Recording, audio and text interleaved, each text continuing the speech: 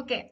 അപ്പൊ നമ്മുടെ റെക്കോർഡഡ് ക്ലാസ്സുകൾ നമ്മൾ ഡെമോ സെഷൻസ് സ്റ്റാർട്ട് ചെയ്തിട്ടുണ്ടായിരുന്നു. ഡെമോ നിങ്ങൾ കണ്ടോ? എല്ലാവരും അത്യാവശ്യം കണ്ടോ? നമ്മളിതൊരു ഓറിയന്റേഷൻ സെഷനാണ് ഉദ്ദേശിക്കുന്നത്. അപ്പൊ നിങ്ങൾ എല്ലാവരും നമ്മൾ ചോദിക്കുന്നതിന് നിങ്ങൾ മൈക്ക് ഓൺ ആക്കി റെസ്പോണ്ട് ചെയ്യണം കേട്ടോ.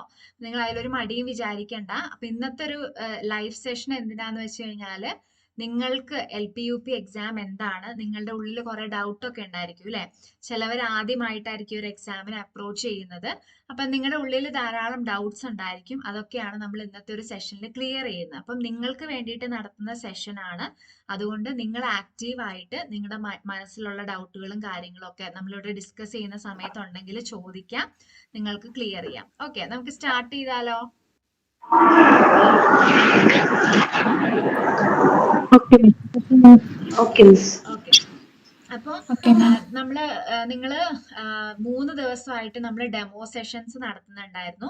ആ ഡെമോയിൽ നിങ്ങൾ ക്ലാസ്സുകളൊക്കെ കണ്ടിട്ടുണ്ട് അല്ലെ? കണ്ടു. ഇനി നിങ്ങൾക്ക് ഡിസൈഡ് ചെയ്യേണ്ട ഒരു ടൈമാണ് ഇവിടെ കണ്ടിന്യൂ ചെയ്യുവാണോ ഇല്ലേ എന്നുള്ളത്. ഓക്കെ, അപ്പം ക്വാളിറ്റി ക്ലാസ്സസ് ആണ് നമ്മളിവിടെ പ്രൊവൈഡ് ചെയ്യുന്നത്. അത് നിങ്ങൾക്ക് ഇപ്പം ഓൾറെഡി ബോധ്യമായിട്ടുണ്ടായിരിക്കും.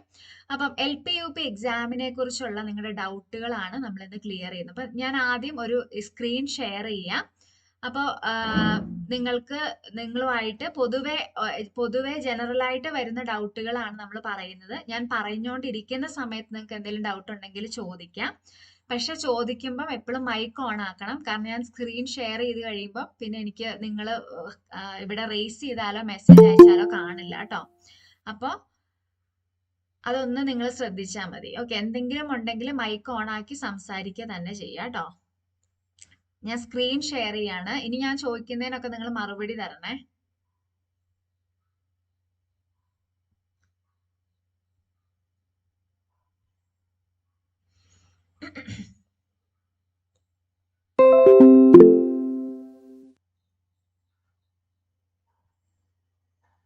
ഓക്കെ, നിങ്ങൾക്ക് സ്ക്രീൻ കാണാവോ?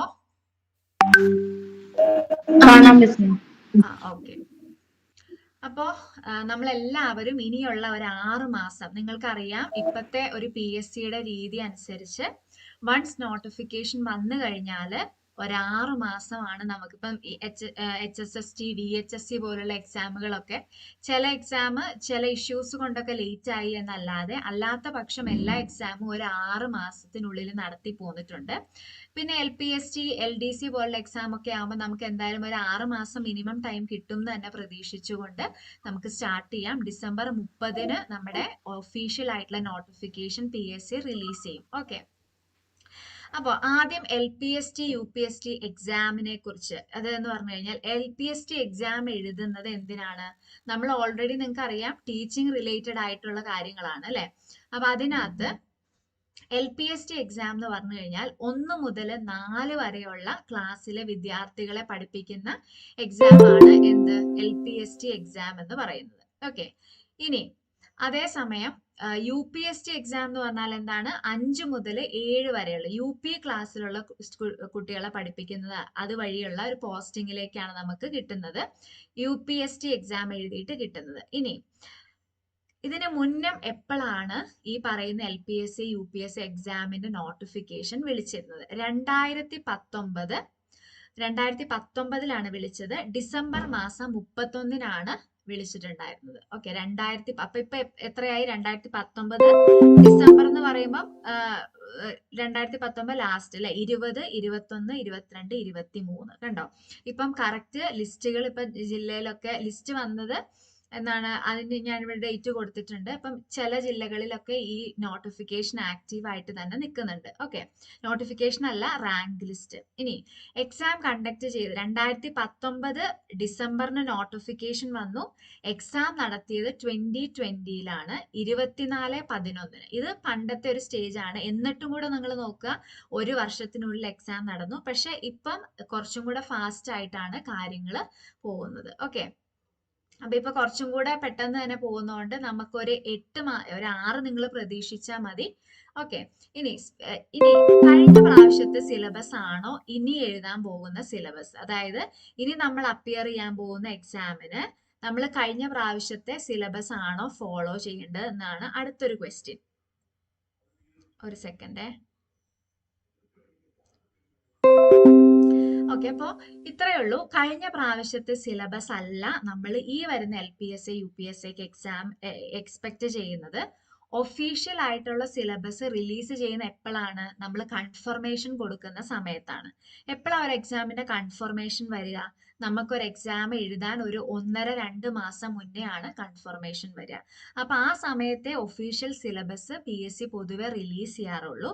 പക്ഷേ നമ്മൾ പ്രിപ്പയർ ചെയ്യുന്നത് 2020-ലും 2023-ലൊക്കെ NCA നോട്ടിഫിക്കേഷൻ വന്നിട്ടുണ്ട്. അതായത് ചില പ്രത്യേക വിഭാഗത്തിന് നടത്തുന്ന എക്സാമുകൾ, LP UP എക്സാമുകള്, ചില പ്രത്യേക വിഭാഗത്തിന് നടത്തുന്ന എക്സാം, PSC റിലേറ്റഡ് ആയിട്ടുള്ള എക്സാം ആണത്. അതായത് ഇപ്പൊ SC STയിലൊക്കെ കുട്ടികൾ, ആ ഒരു കാറ്റഗറിയിലൊക്കെ ചിലപ്പം അപ്പോയിന്റ് ചെയ്യാം, മുമ്പ് എക്സിസ്റ്റ് ചെയ്ത നോട്ടിഫിക്കേഷനിൽ എടുക്കാൻ പിള്ളേരില്ല എന്നുണ്ടെങ്കിൽ, ആവശ്യത്തിനുള്ള ആപ്ലിക്കൻസ് ഇല്ല എന്നുണ്ടെങ്കിൽ അവരെന്ത് ചെയ്യും? അവർക്ക് വേണ്ടി ഒരു എക്സാം കണ്ടക്ട് ചെയ്യും. അപ്പൊ അങ്ങനെ 2020-2023-ലൊക്കെ നടത്തിയ UPSC LPST എക്സാമിനാണ് ഇവർ പുതിയൊരു സിലബസ് ഇൻട്രൊഡ്യൂസ് ചെയ്തത്. അതാണ് നമ്മൾ ഇനി ഫോളോ ചെയ്യാൻ പോകുന്ന LPSAയുടെ അല്ലെങ്കിൽ UPSAയുടെ സിലബസ് എന്ന് പറയുന്നത്. അതാണ് ഇപ്പൊ നിലവിലെ അപ്ഡേറ്റഡ് സിലബസ് അതാണ്. അതുകൊണ്ട് തന്നെ അതിലിനി മാറ്റം വരാൻ വഴിയില്ല. കാരണം ഇത്ര ഒരു ചെറിയ ഡ്യൂറേഷനിൽ അവർ സിലബസ് ചേഞ്ച് ചെയ്യില്ല. അപ്പം എന്ത് വ്യത്യാസമാണ് വന്നത് എന്ന് ചോദിച്ചു കഴിഞ്ഞാല്, ഇപ്പത്തെ കഴിഞ്ഞ പ്രാവശ്യത്തെ LPSA UPSA എക്സാമിനൊന്നും മലയാളം എന്ന ടോപ്പിക് ഒന്നും ഇല്ലായിരുന്നു. ഇപ്പൊ മലയാളത്തിന് ഒരു 10 മാർക്കിന്റെ സെഷൻ വന്നിട്ടുണ്ട്. ക്ലിയർ ആണല്ലോ? ഇത്രയും കാര്യങ്ങൾ നിങ്ങൾക്ക് ക്ലിയർ ആണോ? ക്ലിയർ ആണ്. ഓക്കെ, ഇനി നിങ്ങൾക്ക് ഡൗട്ട് ഉണ്ടെങ്കിൽ ഞാൻ പറയുന്നതിന്റെ കൂടെ ആണെങ്കിലും മൈക്ക് ഓൺ ആക്കി ചോദിച്ചോളൂ കേട്ടോ. ഇനി LPSA UPSA എക്സാം എന്ത് ടൈപ്പ് എക്സാം ആണ്? ഒരു ഡിസ്ട്രിക്ട് വൈസ് എക്സാം ആണ്. അതായത് നിങ്ങൾക്കറിയാം HSST ഇപ്പൊ കുറെ പേരുടെ കഴിഞ്ഞു. HSST VHSC എന്നൊക്കെ പറയുന്നത് സംസ്ഥാന തലത്തിലുള്ള ഒരു എക്സാം ആണ്. പക്ഷെ LPSA അങ്ങനെയല്ല, ഡിസ്ട്രിക്ട് വൈസ് ആണ്. അതായത് നമ്മുടെ ജില്ലയിൽ നമ്മൾക്ക് അപേക്ഷിച്ച് ജോലി മേടിച്ച് വീടിന്റെ അടുത്ത് വർക്ക് ചെയ്യാൻ പറ്റുന്ന ഒരു ഫെസിലിറ്റി ആണ് നമ്മുടെ ഈ പറയുന്ന LPSA UPSC എക്സാമിനുള്ളത്. ഡിസ്ട്രിക്ട് വൈസ് എക്സാം ആണ്. നോട്ടിഫിക്കേഷൻ വിളിക്കുന്നത് എങ്ങനെയാ? എല്ലാ ജില്ലയിലും ഒരുമിച്ചായിരിക്കും നോട്ടിഫിക്കേഷൻ വരുന്നത്.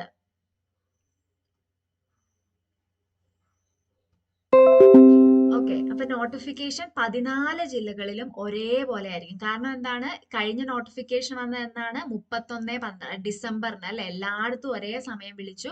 എല്ലാവരുടെയും റാങ്ക് ലിസ്റ്റ് ഓൾമോസ്റ്റ് ഒരേ സമയം കയറി അത് എക്സ്പയർ ആവുകയും ചെയ്യും. അതുകൊണ്ട് തന്നെ 14 ജില്ലകളിലും ഒരേ സമയമായിരിക്കും അപേക്ഷ ക്ഷണിക്കുക.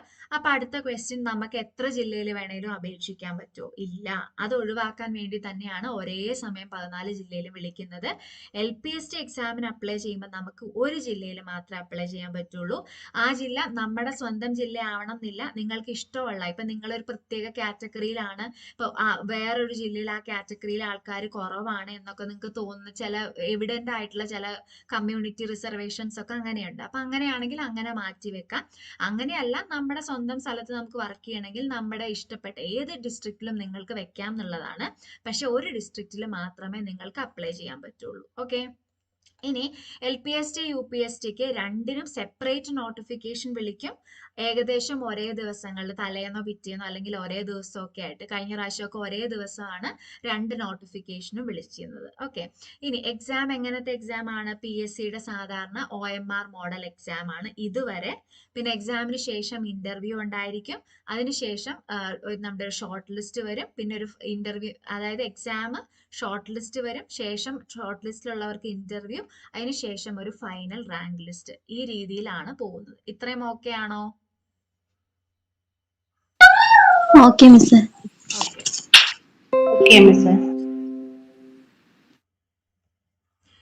ഓക്കെ, ഇനി എക്സാമിനെ കുറിച്ച് ഏകദേശം കറക്റ്റ് ആയിട്ട് പറയുകയാണെങ്കിൽ 100 മാർക്കിന്റെ എക്സാം ആണ് നമ്മുടെ LPSA UPSA എക്സാം എന്ന് പറയുന്നത്. എത്ര ക്വസ്റ്റ്യൻ ഉണ്ടാവും? 100 ക്വസ്റ്റ്യൻ. PSCയുടെ സ്ഥിരം മോഡല് 100 ക്വസ്റ്റ്യൻ, ഓരോ ക്വസ്റ്റ്യൻ 1 മാർക്ക്. ഓക്കെ, ഇനി എക്സാമിന്റെ മോഡാണ് വളരെ ഇമ്പോർട്ടന്റ്. മലയാളത്തിലായിരിക്കും നമ്മൾക്ക് ക്വസ്റ്റ്യൻസ് ഉണ്ടായിരിക്കുക.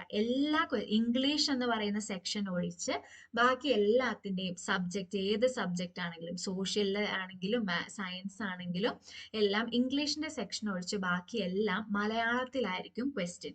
അപ്പൊ ഇവിടെയാണ് ഒത്തിരി പേർക്ക് ബുദ്ധിമുട്ട് വരുന്നത്. ചിലവർക്ക് ചിലർക്കൊക്കെ ഇംഗ്ലീഷ് ടേം ആയിരിക്കും കൂടുതൽ പരിചയം. പക്ഷെ അത് നിങ്ങൾ ഇതിന് പ്രിപ്പയർ ചെയ്യാതിരിക്കേണ്ട ഒരു മാനദണ്ഡമാക്കി അത് എടുക്കേണ്ട കാര്യമില്ല. കാരണം എന്താണ്, നമ്മൾക്ക് ചെറുതായിട്ട് നമുക്കൊരു 6 മാസം സമയമുണ്ട്. ആ സമയം നമ്മുടെ ക്ലാസ്സുകളിലൂടെയും എക്സാമുകളിലൂടെയും ഒക്കെ നിങ്ങൾ ഈ ടേമുകൾ പരിചയപ്പെടും. അതുകൊണ്ട് അത് ഒരു തടസ്സമായിട്ട് അത് കാരണം കൊണ്ട് എനിക്ക് കിട്ടില്ല എന്നുള്ളത് ആരും വിചാരിക്കേണ്ട. അപ്പൊ മോഡ് ഓഫ് ക്വസ്റ്റ്യൻ എന്ന് പറയുന്നത് മലയാളമാണ്. ഈച്ച് ക്വസ്റ്റ്യൻ 1 മാർക്ക് വീതമാണ്. നെഗറ്റീവ് മാർക്കിംഗ് ഉണ്ടോ? ഉണ്ട് അല്ലെ. PSCയുടെ എല്ലാ എക്സാമും പോലെ നെഗറ്റീവ് മാർക്കിംഗ് ഉണ്ട്. എത്രയാണ്? 0.33 ആണ് നെഗറ്റീവ് മാർക്കിംഗ്. ഇനി ഇതിന് പ്രിലിംസ് മെയിൻസ് എന്ന് പറഞ്ഞ രീതിയിലുള്ള എക്സാംസ് ഒന്നുമില്ല. സിംഗിൾ എക്സാം ആണ്. പ്രിലിംസ് ഇപ്പം നമ്മുടെ LDC പോലുള്ള എക്സാമിന് പ്രിലിംസ് കൊണ്ടുവന്ന് അവരെടുത്ത് മാറ്റുവാണ്. ഇനി ഇത്തവണ നടത്തുന്ന LDCക്ക് ഒന്നും പ്രിലിംസ് ഇല്ല. പക്ഷെ ഓൾറെഡി നമ്മുടെ ഈ പറയുന്ന LPST, UPST, HSST, VHSC പോലത്തെ ടീച്ചിങ് റിലേറ്റഡ് എക്സാമുകൾക്കൊന്നും പ്രിലിംസ് ഉണ്ടായിരുന്നില്ല. സിംഗിൾ എക്സാം ആയിരുന്നു. അപ്പൊ പ്രിലിംസ് ഇല്ല. ഇനി എല്ലാ കുട്ടികൾക്കും സെയിം ക്വസ്റ്റ്യൻ പേപ്പർ ആണ്. അതായത് ഞാൻ സോഷ്യൽ ആണ്, ഞാൻ ഹിസ്റ്ററി ആണ് മെയിൻ എടുത്ത് പഠിച്ചത് ഡിഗ്രിക്ക്, അല്ലെങ്കിൽ അങ്ങനെ എന്ന് എഴുതിയിട്ട് എനിക്ക് പ്രത്യേകം ക്വസ്റ്റ്യൻ അല്ല. എല്ലാവരും എല്ലാ സബ്ജക്റ്റും, ഇതാണ് LPST, UPSCയുടെ പ്രത്യേകത. എല്ലാവരും നമ്മൾ സയൻസ് കാറ്റഗറിയിലാണെങ്കിലും സോഷ്യൽ കാറ്റഗറിയിലാണെങ്കിലും എന്തിനാണെങ്കിലും MA ആണോ MSc ആണോ എടുത്തതെന്ന് ഒന്നും കാര്യമില്ല. എല്ലാവർക്കും സെയിം ക്വസ്റ്റ്യൻ ആണ്. കാരണം എന്താണ്, LP UPയിൽ നമ്മളൊരു ടീച്ചറായിട്ട് ജോയിൻ ചെയ്താൽ നമ്മളോട് എന്ത് പഠിപ്പിക്കാൻ പറഞ്ഞാലും നമ്മൾ പഠിപ്പിക്കണം. കാരണം മലയാളമാണ് അവർ തരുന്നെങ്കിൽ മലയാളം പഠിപ്പിക്കണം. ചിലപ്പോൾ ഇംഗ്ലീഷ് മെയിൻ എടുത്ത് പഠിച്ചവരോടായിരിക്കും മലയാളം എടുക്കാൻ പറയുന്നത്. അതൊക്കെ അങ്ങനെ തന്നെ നമുക്ക് ഇഷ്ടമുള്ള എന്നുള്ള അല്ല, നമ്മൾ UP വരെയുള്ള എല്ലാ സബ്ജക്റ്റും പഠിപ്പിക്കാൻ നമ്മൾ ബാധ്യസ്ഥരാണ്. അതുകൊണ്ട് തന്നെ നമുക്ക് എല്ലാ സബ്ജക്റ്റും സോഷ്യലിൽ നിന്നും സയൻസിൽ നിന്നും മാത്സിൽ നിന്നും ഇംഗ്ലീഷിൽ നിന്നും മലയാളത്തിൽ നിന്നൊക്കെ ഉണ്ട്. അതായത് ആപ്ലിക്കൻസിന് എല്ലാവർക്കും സെയിം ക്വസ്റ്റ്യൻ ആയിരിക്കും. അതായത് LPSTക്ക് ഒരു ക്വസ്റ്റ്യൻ പേപ്പർ ആയിരിക്കും, UPSTക്ക് ഒരു ക്വസ്റ്റ്യൻ പേപ്പർ ആയിരിക്കും. ക്ലിയർ ആണോ? Okay ma'am. ഇനി അടുത്തതാണ് വളരെ ഇൻട്രസ്റ്റിംഗ് ആയിട്ടുള്ളത്. ഇതിന്റെ സാലറി സ്ട്രക്ചർ ആണ്. നിങ്ങൾക്കറിയാം, ഒരു അധ്യാപനം എന്ന് പറയുന്നത് മറ്റുള്ള ഇപ്പോഴത്തെ ജോലികൾ അനുസരിച്ച് മറ്റുള്ള ജോലികളെ അപേക്ഷിച്ച് നമുക്ക് എന്താ കുറെ ബെനിഫിറ്റ് ഉണ്ട് അല്ലെ. സാറ്റർഡേ സൺഡേ ഹോളിഡേ ആണ്. ക്രിസ്മസിന് 10 ദിവസം അവധി കിട്ടും. ഓണത്തിന് 10 ദിവസം അവധി കിട്ടും. 2 മാസം വെക്കേഷൻ കിട്ടും. സാലറിയോ 35,600 ബേസിക്. നോക്കിക്കേ, ഏകദേശം ഒരു 40 രൂപയുടെ അടുത്ത് തുടക്കത്തിൽ ജോലിക്ക് കയറുമ്പോ തന്നെ നമുക്ക് സാലറിയാണ്. മറ്റുള്ള നമ്മുടെ ജനറൽ എക്സാം ആണെങ്കിൽ ഡിഗ്രി ലെവൽ എക്സാം ഒക്കെ എഴുതുമ്പോഴാണ് ഈ 35,600 എന്ന് പറയുന്ന ബേസിക് പേ വരുന്നത് അല്ലെ. ഇവിടെ നമുക്ക് LP സ്കൂൾ ടീച്ചർ ആണെങ്കിലും UP സ്കൂൾ ടീച്ചർ ആണെങ്കിലും സെയിം സ്കെയിലാണ് കിടക്കുന്നത്. 35,600 കണ്ടോ. മറ്റേത് ജോലിക്കാണ് ഇങ്ങനെയുള്ളത്? ബാക്കി ഏതെങ്കിലും ജോലിക്ക്, എല്ലാ ജോലിക്കും മൺഡേ ടു സാറ്റർഡേ ആണ് പൊതുവെ ഗവൺമെന്റിനൊക്കെ വർക്കിംഗ് അല്ലെ. ടീച്ചിങ് പ്രൊഫഷൻ മാത്രമാണ് ഈ രീതിയിൽ നമുക്ക് അവധി കിട്ടി ഇത്രയും നല്ലൊരു സാലറി ഒക്കെ ആയിട്ട് നമുക്ക് പാക്കേജ് പ്രൊവൈഡ് ചെയ്യുന്നത്. ഓക്കെ, ക്ലിയർ ആണല്ലോ. ഇതിപ്പോ അപ്ഡേറ്റ് ചെയ്ത സാലറി സ്കെയിൽ ആണ് കേട്ടോ. ഓക്കെ, ഇനി അടുത്തത് ഏജ് ആണ്. 18 തൊട്ട് 40 വയസ്സ് വരെയുള്ളവരാണ് എലിജിബിൾ ആയിട്ടുള്ള കാൻഡിഡേറ്റ്സ്.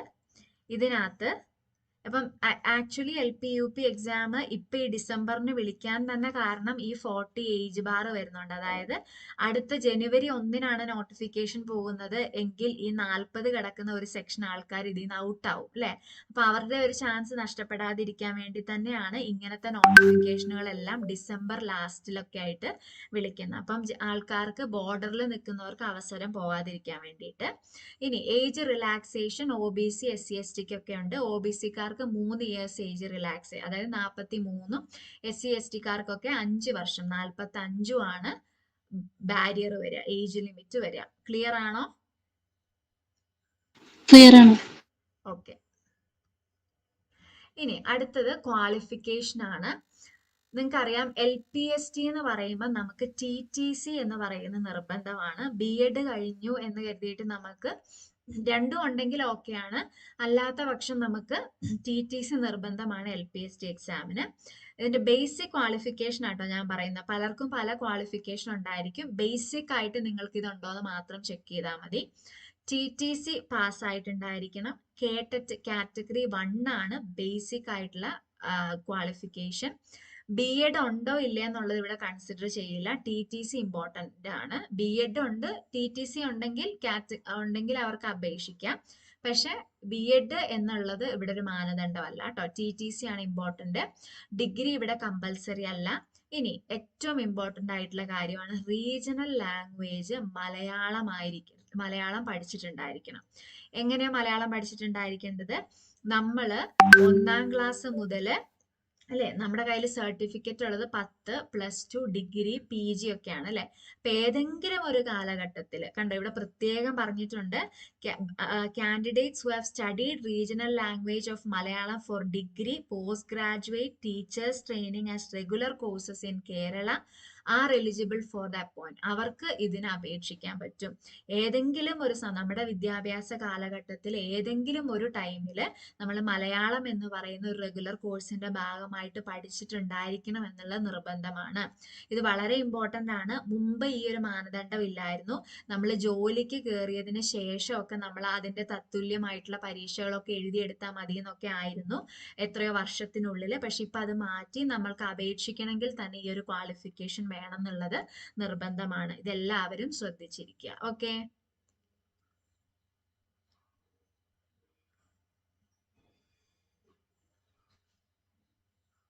ക്ലിയർ ആണോ? യെസ് മിസ്, ക്ലിയർ ആണ് സർ. ഓക്കെ, ഇനി അടുത്തത് UPSCയുടെ ആണെങ്കിൽ ഡിഗ്രി ആണ് ബേസിക്. ഒരു ഡിഗ്രി ഉണ്ടായിരിക്കണം, B.Ed ഉണ്ടായിരിക്കണം. ക്യാൻ അപ്ലൈ TTC ഹോൾഡേഴ്സിനും ഇതിന് അപ്ലൈ ചെയ്യാം കേട്ടോ. അതാണ് കാറ്റഗറി 2 ഉണ്ടാവണം. റീജിയണൽ ലാംഗ്വേജ് മലയാളം, മറ്റേ മുമ്പ് പറഞ്ഞിരിക്കുന്ന അതേ മാനദണ്ഡം ഇവിടെ അപ്ലൈ ചെയ്യണം. അതായത് റീജിയണൽ ലാംഗ്വേജ് മലയാളം പഠിച്ചിട്ടുണ്ടായിരിക്കണം. ഇതൊക്കെ നിങ്ങൾക്ക് അറിയായിരിക്കും. ഓക്കെ,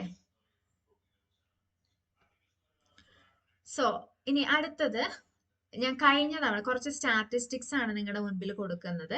അപ്പൊ നിങ്ങൾ ഇതൊന്ന് ശ്രദ്ധിക്കുക. അപ്പൊ നിങ്ങൾക്ക് ഒരു ഐഡിയ കിട്ടിക്കോളും. ഓക്കെ, അപ്പോ കുറെ എത്ര ആപ്ലിക്കൻസ് ഉണ്ടായിരുന്നു. അപ്പൊ ഇത് മുൻപത്തെ, അതായത് ഇപ്പൊ തൊട്ട് കഴിഞ്ഞ 2019 നടന്ന എക്സാമിന്റെ ബേസിലുള്ള കുറച്ച് സ്റ്റാറ്റിസ്റ്റിക്സ് ആണ് ഞാൻ പ്രസന്റ് ചെയ്യുന്നത് കേട്ടോ. അപ്പൊ നിങ്ങൾ ഒന്ന് ശ്രദ്ധിക്കുക, നിങ്ങൾക്ക് അത് യൂസ്ഫുൾ ആയിരിക്കും. ഓക്കെ, നോക്കുക എത്ര ആപ്ലിക്കൻസ്. അപ്പൊ നമ്മുടെ പ്രിപ്പറേഷൻ, ഇതൊക്കെ പറയുന്നത് എന്തിനാന്ന് വെച്ച് കഴിഞ്ഞാൽ നിങ്ങൾ എത്രത്തോളം പ്രിപ്പയർ ചെയ്യണം എന്നുള്ളതാണ് പറയുന്നത് കേട്ടോ. അപ്പൊ ഇവിടെ നോക്കിക്കേ, ട്രിവാൻഡ്രത്ത് നമ്പർ ഓഫ് ആപ്ലിക്കൻസ് 2528 ആണ്. കൺഫർമേഷൻ കൊടുത്തവര് കണ്ടോ, നമ്മൾ കൊടുക്കുന്നതിൽ നിന്ന് ഒരു 500 പേരൊക്കെ കുറച്ചായിരിക്കും മിക്കവാറും തന്നെ കൺഫർമേഷൻ കൊടുക്കുന്നുണ്ടാവുള്ളൂ. തിരുവനന്തപുരത്തെ കട്ട് ഓഫ് 42.33 ആണ്. ഇനി അതേപോലെ ഓരോ ജില്ലയുടെയും കൊടുത്തിട്ടുണ്ട്. കൊല്ലത്തിന്റെ 2000 ആൾക്കാരുണ്ടായിരുന്നു, 41.33 ആണ് കട്ട് ഓഫ്. ഇനി നിങ്ങളുടെ ജില്ലകൾ നിങ്ങൾ ഇതിൽ നോക്കുക കേട്ടോ, ഞാൻ എല്ലാ ജില്ലയും പറയുന്നുണ്ടാവില്ല. പത്തനംതിട്ടയാണെങ്കിൽ 1000 പേരായിരുന്നു. ഇത് LPക്കാണ്, നോക്കണം, ശ്രദ്ധിക്കണം, LPക്കാണ്. 1000 പേര് ആപ്ലിക്കൻസ്, 878 പേരാണ് കൺഫർമേഷൻ ചെയ്തത്. 30.67 ആണ് കട്ട് ഓഫ്. ആലപ്പുഴയില് ഇത് ഇപ്പൊ നിങ്ങൾ ഈ ഒരു ഇതിങ്ങനെ നോക്കി പൊക്കോളാം. ഇനി ഏറ്റവും കൂടുതൽ ആപ്ലിക്കൻസ് വരുന്ന ജില്ലയെന്ന് നോക്കിയേ, മലപ്പുറത്താണ്. എത്രയുണ്ടെന്ന് നോക്കിയേ, 8946 അല്ലെ, 8000 സംതിങ്, അതായത് 9000 അടുത്തുള്ള ആൾക്കാർ മലപ്പുറം ജില്ലയിൽ ആപ്ലിക്കൻസ് ആയിട്ട് വന്നിട്ടുണ്ട്. ഓക്കെ, അപ്പൊ അവിടുത്തെ കട്ട് ഓഫ് എത്രയാന്ന് നോക്കിക്കേ, 50. മറ്റുള്ള ജില്ലകളിലെ കട്ട് ഓഫ് ഒന്ന് നോക്കിക്കേ നിങ്ങൾ. മറ്റുള്ള ജില്ലകളിലെ കട്ട് ഓഫ് അതിന് താഴെയാ വരുന്നുള്ളൂ അല്ലെ. 46 ആണ് തൊട്ടടുത്ത് നിൽക്കുന്ന കോഴിക്കോട്. ഓക്കെ, അപ്പൊ ഇവിടെ നിങ്ങൾ മനസ്സിലാക്കേണ്ട കാര്യം എന്താണെന്ന് വെച്ച് കഴിഞ്ഞാൽ, കഴിഞ്ഞ തവണ കുറെ ആപ്ലിക്കൻസിന് പറ്റിയൊരു അബദ്ധമുണ്ട്. എന്താന്ന് വെച്ച് കഴിഞ്ഞാൽ, മലപ്പുറം ജില്ലയില് ഏറ്റവും കൂടുതൽ LP സ്കൂളുകൾ പൊതുവെ ഏറ്റവും കൂടുതലുള്ളത് മലപ്പുറം ജില്ലയിലാണ്. എന്താന്ന് വെച്ചാൽ, ഒന്നാമത്തെ അവിടെ അത്രയും പോപ്പുലേഷനും ഉണ്ട്, അതിനനുസരിച്ചുള്ള സ്കൂളുകളും ആ ജില്ലയിലുണ്ട്. അപ്പൊ എന്ത് പറ്റി, എല്ലാ ജില്ലയിലും ഉള്ളവര് എന്ത് ചെയ്തു, മിക്കവാറും ആൾക്കാർ എന്ത് ചെയ്തു, ഈ പറയുന്ന മലപ്പുറം ജില്ലയിൽ കൊണ്ടേ അപേക്ഷിച്ചു. അപ്പൊ എന്ത് സംഭവിച്ചു, അത്യാവശ്യം പഠിക്കുന്ന ഒരാളായിരുന്നു, പക്ഷെ അവിടെ ആ ആൾക്ക് 51 മാർക്കാ കിട്ടിയുള്ളൂ എന്ന് വിചാരിക്കുക. അവർ കട്ട് ഓഫ് ക്ലിയർ ചെയ്തു. റാങ്ക് ലിസ്റ്റിൽ ഏകദേശം 900 പേർക്ക് അടുത്ത് എങ്ങാണ്ട് റാങ്ക് ലിസ്റ്റ് ആണ് ഇട്ടിരുന്നത്. അപ്പൊ 51 മാർക്ക് അവർക്ക് കിട്ടി. 51 മാർക്ക് കിട്ടി ആ ജില്ലയിലെ റാങ്ക് ലിസ്റ്റിൽ ലാസ്റ്റ് വന്നു, അല്ലെങ്കിൽ നോക്കുക 49 മാർക്ക് കിട്ടിയ ഒരാളെ കൺസിഡർ ചെയ്തോ, മലപ്പുറം ജില്ലയിൽ അയാൾ ഔട്ടായി പോയി. കണ്ടോ, 49 ഒരേ എക്സാം എല്ലാ ജില്ലക്കാരും എഴുതിയെന്ന് ഓർക്കണം. 49 മാർക്ക് മേടിച്ച ഒരു വിദ്യാർത്ഥി മലപ്പുറം ജില്ലയിൽ ഔട്ടായി പോയി. ഓക്കെ, അപ്പൊ ആ വിദ്യാർത്ഥി ആക്ച്വലി കോട്ടയം ജില്ലയിലെ ആളായിരുന്നു. അയാൾക്ക് റാങ്ക് എവിടെ കിടന്നു? കോട്ടയത്തെ കട്ട് ഓഫ് 28.33 ഉണ്ടായിരുന്നുള്ളൂ. ഓക്കെ, അപ്പൊ അവിടെ ഈ 49 മാർക്കുള്ള ആള് യഥാർത്ഥ ജില്ല കോട്ടയത്ത് വെച്ച് അപേക്ഷിച്ചായിരുന്നെങ്കിൽ അയാളുടെ റാങ്ക് എന്തായിരുന്നു? ഒന്ന് ആലോചിച്ച് നോക്കിയേ. അപ്പോ അവിടെ കോട്ടയത്ത് ഒരുപക്ഷെ അയാൾക്ക് ജോലി കിട്ടിയേനെ. ഈ ഒരു ഇഷ്യൂ കഴിഞ്ഞ തവണ ധാരാളം പേർക്ക് സംഭവിച്ചു. അതുകൊണ്ടാണ് നിങ്ങൾ ഏത് യൂട്യൂബ് ചാനലിൽ LP UPയുടെ താഴെയാണെങ്കിലും കുറേ പേരുടെ വിലാപം കാണാം. കഴിഞ്ഞ പ്രാവശ്യം ഞാൻ മലപ്പുറത്ത് വെച്ചതുകൊണ്ട് എനിക്ക് കിട്ടിയില്ല, ബാക്കി എൻ്റെ കൂടെ ഉണ്ടായിരുന്ന എല്ലാവർക്കും കിട്ടി, ഞാൻ ഔട്ടായി, ഇനി ഒരിക്കലും അവിടെ വെക്കില്ല എന്നൊക്കെ പറഞ്ഞിട്ട്. അപ്പൊ ഇത് ഞാൻ നിങ്ങളെ നെഗറ്റീവായിട്ട് പറയുന്നതല്ല, മലപ്പുറംകാരെ ടെൻഷനാക്കാനും പറയുന്നതല്ല, ഇതൊരു വസ്തുതയാണ്. ഇപ്പം നിങ്ങൾ മനസ്സിലാക്കേണ്ട കാര്യം, ഏത് ജില്ലയിൽ അപേക്ഷിച്ചാലും നമ്മുടെ ലക്ഷ്യം എന്തായിരിക്കണം? ഞാൻ ആദ്യത്തെ ഒരു 10ന്റെ ഉള്ളിൽ, അല്ലെങ്കിൽ ഒരു 50ന്റെ ഉള്ളിൽ, അല്ലെങ്കിൽ ഒരു 100ന്റെ ഉള്ളിൽ, ഏറ്റവും അതിൻ്റെ ഉള്ളിൽ ഞാൻ ഉണ്ടാവണം, എൻ്റെ പേരുണ്ടാവണം എന്നുള്ളത് നിങ്ങൾ ഉറപ്പിക്കണം. എന്നിട്ട് നിങ്ങൾ കോമ്പീറ്റ്, അത് മനസ്സിൽ ഫസ്റ്റ് എയിം ആയിട്ട് വെച്ചിട്ട് വേണം നിങ്ങൾ പ്രിപ്പറേഷൻ സ്റ്റാർട്ട് ചെയ്യാൻ വേണ്ടിയിട്ട്. അപ്പൊ എപ്പോഴും നല്ലത് എങ്ങനെ, ഇപ്പൊ ഇങ്ങനെ ഒരു ടീച്ചിങ് നമ്മൾ വേറൊരു ജില്ലയിൽ എഴുതി നമുക്ക് കിട്ടിയെന്ന് വിചാരിച്ചോ, നമുക്കൊരു മിനിമം 5 years ഒക്കെ എടുക്കും നമുക്ക് നമ്മുടെ ജില്ലയിലേക്ക് മാറിയൊക്കെ വരാൻ. അപ്പൊ അതിന് മുന്നേ ഒക്കെ വന്നു കഴിഞ്ഞാൽ നമ്മൾ ജൂനിയർ ആയിട്ട് മാറും നമ്മുടെ ജില്ലയിലേക്ക്. അപ്പൊ അങ്ങനത്തെ കുറെ ഇഷ്യൂസ്, അത് നിങ്ങളുടെ പ്രൊമോഷൻ കാര്യങ്ങളൊക്കെ നിങ്ങൾ അത് ബാധിക്കും. അപ്പൊ എപ്പോഴും നല്ലത് എന്താണ്, നമ്മുടെ ജില്ലയിൽ വെച്ചിട്ട് നല്ല ഇതിൽ നോക്കി നന്നായിട്ട് പ്രിപ്പയർ ചെയ്ത് ടോപ്പ് റാങ്കിൽ വരുന്ന പോലെ എഴുതുക എന്നുള്ളതാണ്. എന്നാലും കോൺഫിഡൻസ് കുറവുള്ള കുട്ടികളുണ്ടെങ്കിൽ നിങ്ങൾ അത്യാവശ്യമൊക്കെ ഒന്ന് നോക്കി കൺസിഡർ ചെയ്തിട്ട് വേണം വെക്കാൻ. ഇത് ക്ലിയർ ആണോ?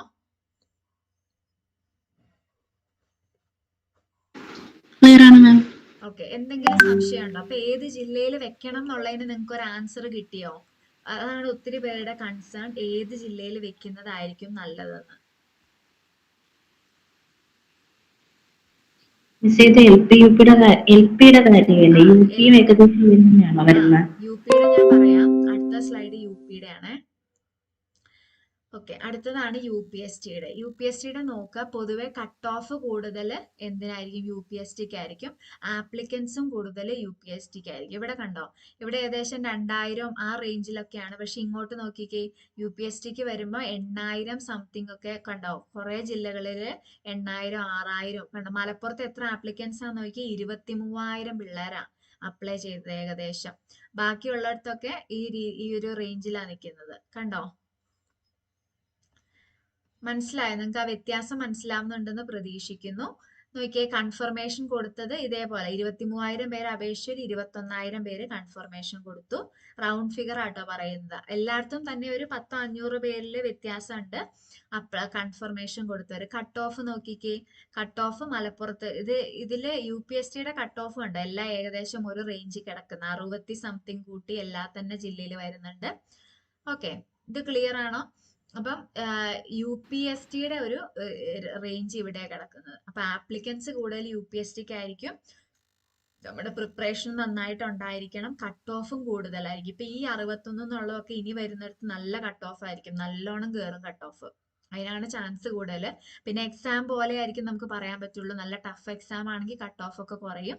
പക്ഷെ അല്ല, നോർമൽ ഒരു ആവറേജ് ഒക്കെ ആണെങ്കിൽ ഈ ലെവലിലുള്ള കട്ട് ഓഫ് തീർച്ചയായിട്ടും നമുക്ക് പ്രതീക്ഷിക്കാം. ക്ലിയർ ആണോ? ഓക്കെ, അപ്പം ഇവിടെ വേറൊരു പ്രത്യേകത ഉണ്ട് കേട്ടോ. അപ്പൊ മലപ്പുറത്ത് എന്ന് പറയുന്ന ജില്ലയിൽ, അല്ലെങ്കിൽ ആൾക്കാരെ കൂടുതൽ എടുക്കുന്ന ജില്ലയിൽ നമുക്ക് ഒരു പക്ഷേ ഒരു 600, 700, 800 ഒക്കെ റാങ്ക് കിട്ടിയാലും ചിലപ്പോൾ നമുക്ക് ജോലി കിട്ടി പോവും. അതേസമയം മറ്റുള്ള ജില്ലയിൽ ചിലപ്പോൾ നമ്മൾ 100, 200, 300 ഒക്കെ കിടന്നാലും കിട്ടാണ്ടേയും വരും. അപ്പൊ അങ്ങനത്തെ ഇഷ്യൂ ഉണ്ട്. അതാ ഞാൻ പറഞ്ഞത്, ഇത് നിങ്ങളുടെ സോൾ ഡിസിഷൻ ആണ്, നിങ്ങളാണ് തീരുമാനിക്കേണ്ടത്. ഇതിന്റെ വരും വരായികകളും എന്തൊക്കെ സംഭവിക്കാം എന്നുള്ളതൊക്കെ നിങ്ങളുടെ കയ്യിലാണ്.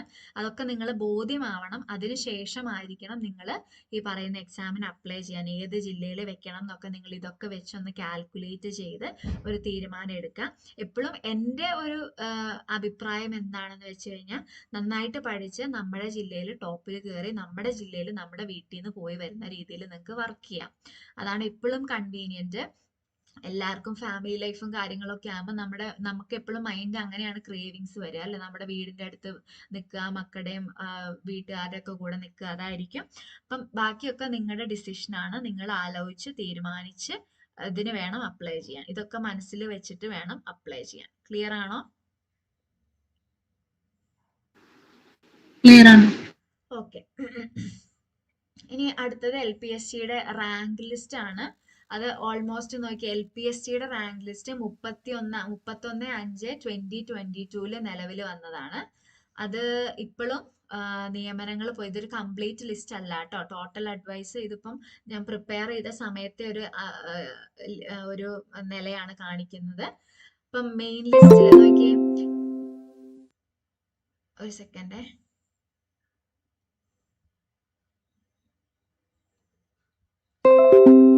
ഓക്കെ, അപ്പൊ നോക്കിയേ, മെയിൻ ലിസ്റ്റില് ഏകദേശം ട്രിവാൻഡ്രത്ത് 425 പേര്, കൊല്ലത്ത് 400, അങ്ങനെ പോകും. മലപ്പുറം നോക്കിയേ 980 പേരെ എടുത്തു.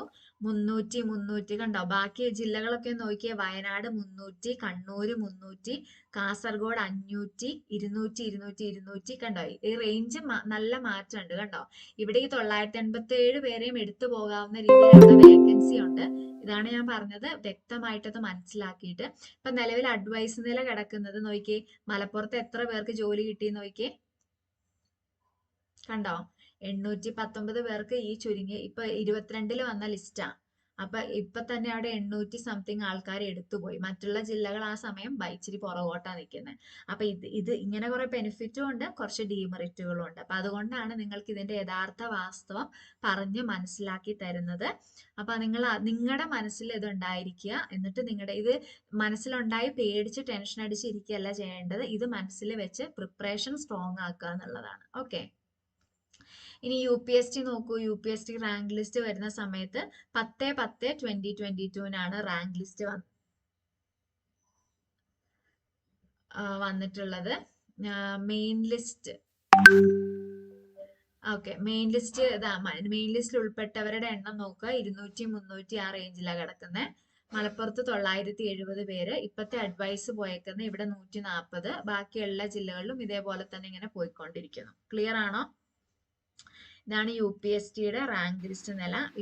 ഇപ്പോഴും അഡ്വൈസ് പോയിക്കൊണ്ടിരിക്കുക കേട്ടോ. ഇതിപ്പോ ചെറിയ മാറ്റങ്ങൾ ഇവിടെയൊക്കെ വന്നിട്ടുണ്ടായിരിക്കും ഈ ടോട്ടൽ അഡ്വൈസിൽ. എങ്കിലും ഏകദേശം ഒരു പിക്ചർ ഇതാണ്.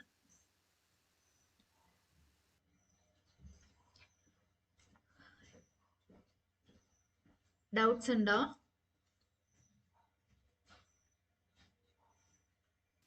ഇല്ല മിസ്. ഓക്കെ. അപ്പൊ ഇത്രയും കാര്യങ്ങളൊക്കെയാണ് നമുക്ക് LPSC UPSCയുടെ റിലേറ്റഡ് ആയിട്ട് നിങ്ങൾക്ക് ഇതിന്റെ യഥാർത്ഥ മീൻസ് നമുക്ക് ഷെയർ ചെയ്യാനുള്ളത്. ഓക്കെ, ഇപ്പൊ നിങ്ങൾക്ക് ഒരു ഐഡിയ കിട്ടി കാണും അല്ലെ എക്സാമിനെ കുറിച്ച്. ഒരു സെക്കൻഡ്. ഓക്കെ, അപ്പൊ നിങ്ങൾക്ക് ഇപ്പൊ ഒരു ഐഡിയ കിട്ടിയില്ലേ എക്സാം എങ്ങനെയാണ്, നിങ്ങൾ എങ്ങനെ പ്രിപ്പയർ ചെയ്യണം, എത്രത്തോളം സീരിയസ് ആയിട്ടുള്ള ഒരു എക്സാം ആണ് നിങ്ങൾ അപ്രോച്ച് ചെയ്യാൻ പോകുന്നത് എന്നുള്ള ഒരു ഐഡിയ നിങ്ങൾക്ക് ആയോ? ഓക്കെ, അപ്പം നിങ്ങൾക്ക് ഇനി എന്തെങ്കിലും ഡൗട്ട് ഉണ്ടെങ്കിൽ ചോദിച്ചോ കേട്ടോ. ഇത്രയും പറഞ്ഞതിൽ നിന്ന് എന്തെങ്കിലും ഡൗട്ട്സും കാര്യങ്ങളൊക്കെ ഉണ്ടെങ്കിൽ ചോദിച്ചോ.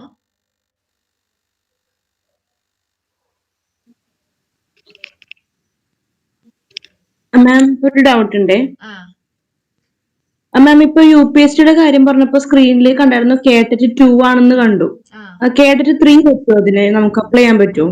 കേട്ടറ്റ് 3 ഉണ്ട്, 2 ഇല്ലെങ്കിൽ നമുക്ക് പറ്റും. അതായത് ഹയർ ക്വാളിഫിക്കേഷൻ ഉണ്ടെങ്കിൽ, അതായത് ഈ പറഞ്ഞ എക്സാമിനൊക്കെ ഇയാള് BEd ഉണ്ട്, നെറ്റ് ഉണ്ടെങ്കിൽ താഴോട്ടുള്ള ഒന്നും വേണമെന്നില്ല, സെറ്റ് ഉണ്ടെങ്കിൽ താഴോട്ടുള്ള ഒന്നും വേണമെന്നില്ല. അതാ ഞാൻ പറഞ്ഞ ബേസിക് ക്വാളിഫിക്കേഷനാ പറയുന്നതെന്ന്. ക്ലിയർ ആണോ? ഓക്കെ, കാറ്റഗറി BEd ഉണ്ട്, കാറ്റഗറി 3 ഉള്ളൂ, അല്ലെങ്കിൽ BEd ഉണ്ട് സെറ്റേ ഉണ്ടെങ്കിൽ പിന്നെ താഴോട്ടുള്ള ഒന്നും വേണ്ട, 2ഓ 1ഓ ഒന്നും വേണമെന്നില്ല. ക്ലിയർ ആണോ? ക്ലിയർ ആണ്. ഓക്കെ. മാം നമുക്ക് എത്ര വേക്കൻസി വരും എന്നൊക്കെ അറിയാൻ പറ്റുമോ? ഇപ്പം വേക്കൻസി എത്ര വരും അറിയാൻ പറ്റില്ല, കാരണം ഇപ്പൊ ഓൾറെഡി നീ അഡ്വൈസ് പോയിക്കൊണ്ടിരിക്കുകയല്ലേ. അപ്പം ഈ ഏകദേശം ഇനിയിപ്പം നമ്മൾക്ക് വിളിക്കുമ്പോൾ ആന്റിസിപ്പേറ്റഡ് വേക്കൻസീസ് എന്ന് പറഞ്ഞിട്ടായിരിക്കും വരുന്നത്. ഈ നമ്മുടെ ഈ ഇത് വിളിച്ചതിന് ശേഷമുള്ള വേക്കൻസികളൊക്കെ നമ്മൾക്ക് തന്നെ ആയിരിക്കാനാണ് ചാൻസ്. കാരണം ഇപ്പത്തെ അവരുടെ ലിസ്റ്റ് കംപ്ലീറ്റ് ആയിട്ട് ഇപ്പത്തെ PSC ലിസ്റ്റ് ഇടുമ്പോൾ എന്നാന്ന് വെച്ചാൽ അത്യാവശ്യം എടുത്തു പോകുന്നവരുടെ എണ്ണം കണക്കാക്കിയിട്ടുള്ള ലിസ്റ്റാണ് അവർ ആക്ച്വലി ഇടുന്നത്. അപ്പം ഓൾമോസ്റ്റ് മെയിൻ ലിസ്റ്റിലുള്ള എല്ലാവരും തന്നെ എടുത്തു പോവുമായിരിക്കും. അതിനുശേഷം വരുന്ന വേക്കൻസികളൊക്കെ നമുക്ക് കിട്ടുമായിരിക്കും ഇനി വരുന്ന എക്സാമിലുള്ളവർക്ക്.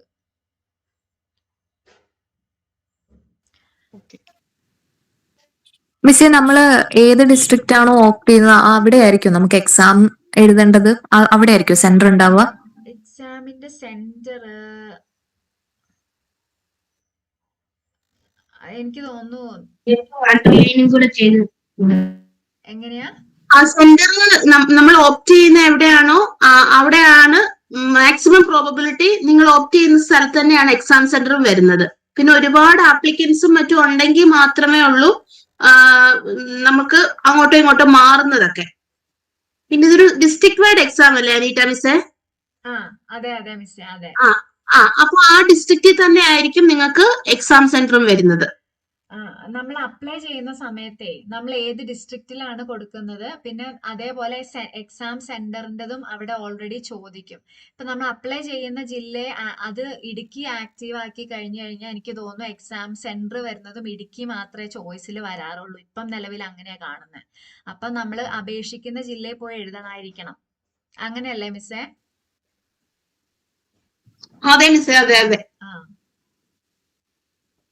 മലപ്പുറം വെക്കുന്നെങ്കിൽ മലപ്പുറത്തായിരിക്കും സെന്റർ. അതിപ്പോ കുട്ടി തിരുവനന്തപുരംകാരി ആണെങ്കിൽ പോലും ഏത് സെന്റർ ആണോ ഓപ്റ്റ് ചെയ്യുന്നത് ആ ജില്ലയിലുള്ള ഒരു എക്സാം സെന്ററിലായിരിക്കണം പോയി എഴുതേണ്ടത്. Okay miss.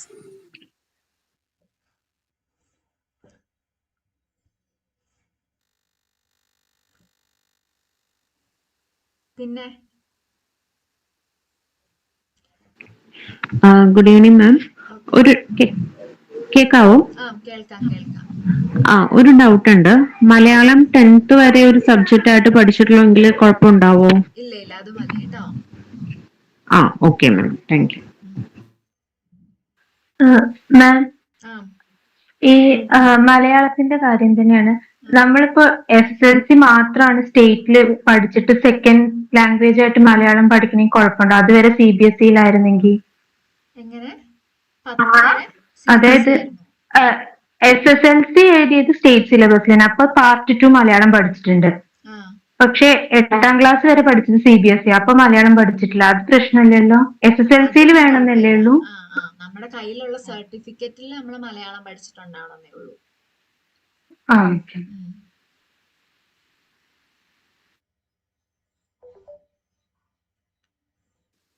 മിസ്സേ, നമ്മുടെ ക്ലാസിന്റെ പാറ്റേൺ എങ്ങനെയാണ്? ഇതുപോലെ തന്നെയാണോ? 3 സബ്ജക്ട് ഒരു ഡേ ചെയ്യുന്ന രീതിയിലാണോ ഉണ്ടാവുക? ഞാൻ ക്ലാസിന്റെ പാറ്റേൺ ഇപ്പൊ ദിവ്യ മിസ് നിങ്ങളോട് പറഞ്ഞു തരുവേ. ഇപ്പൊ നമുക്ക് ജസ്റ്റ് LPSA UPSA ഈ എക്സാമിനെ കുറിച്ച് PSC റിലേറ്റഡ് ആയിട്ട് ഡൗട്ട് ഉണ്ടെങ്കിൽ അത് ക്ലിയർ ചെയ്തിട്ട് ദിവ്യ മിസ് നിങ്ങൾക്ക് ഇവിടുത്തെ രീതികള് കാര്യങ്ങളൊക്കെ പറഞ്ഞു തരൂ കേട്ടോ.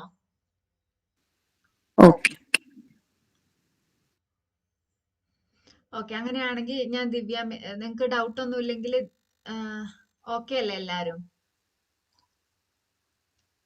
ഓക്കെ, അങ്ങനെയാണ് ഞാൻ ദിവ്യ മിസ്സിനെ ഇൻവൈറ്റ് ചെയ്യാണ്. അപ്പൊ നമ്മുടെ ഇവിടെ ടോസ് അക്കാഡമിയിൽ എങ്ങനെയാണ് ക്ലാസ്സുകൾ കൈകാര്യം ചെയ്യുന്നത് എന്നുള്ള കാര്യങ്ങളൊക്കെ ദിവ്യ മിസ് നിങ്ങളുമായിട്ട് ഷെയർ ചെയ്യൂ കേട്ടോ. Thank you miss. കേൾക്കാമോ മിസ്സേ? കേൾക്കാവോ? കേൾക്കാം മിസ്സേ, കേൾക്കാം. ഓക്കെ. അപ്പം അനീറ്റ മിസ് കൃത്യമായിട്ട് എന്താണ് LPSA UPSA KPSC-യുടെ റാങ്ക് ലിസ്റ്റ്, നിലവിലുള്ള അഡ്വൈസ്, അങ്ങനെയുള്ള കാര്യങ്ങളെ കുറിച്ചൊരു നല്ലൊരു പിക്ചർ നിങ്ങൾക്ക് തന്നിട്ടുണ്ടാവും മിസ്. അപ്പൊ നിങ്ങൾക്ക് എല്ലാവർക്കും ഒരു ജനറൽ ഐഡിയ കിട്ടിയിട്ടുണ്ടല്ലോ എന്താണ് ഈ എക്സാം എന്നുള്ളത്? കിട്ടിയിട്ടുണ്ടല്ലോ അല്ലേ?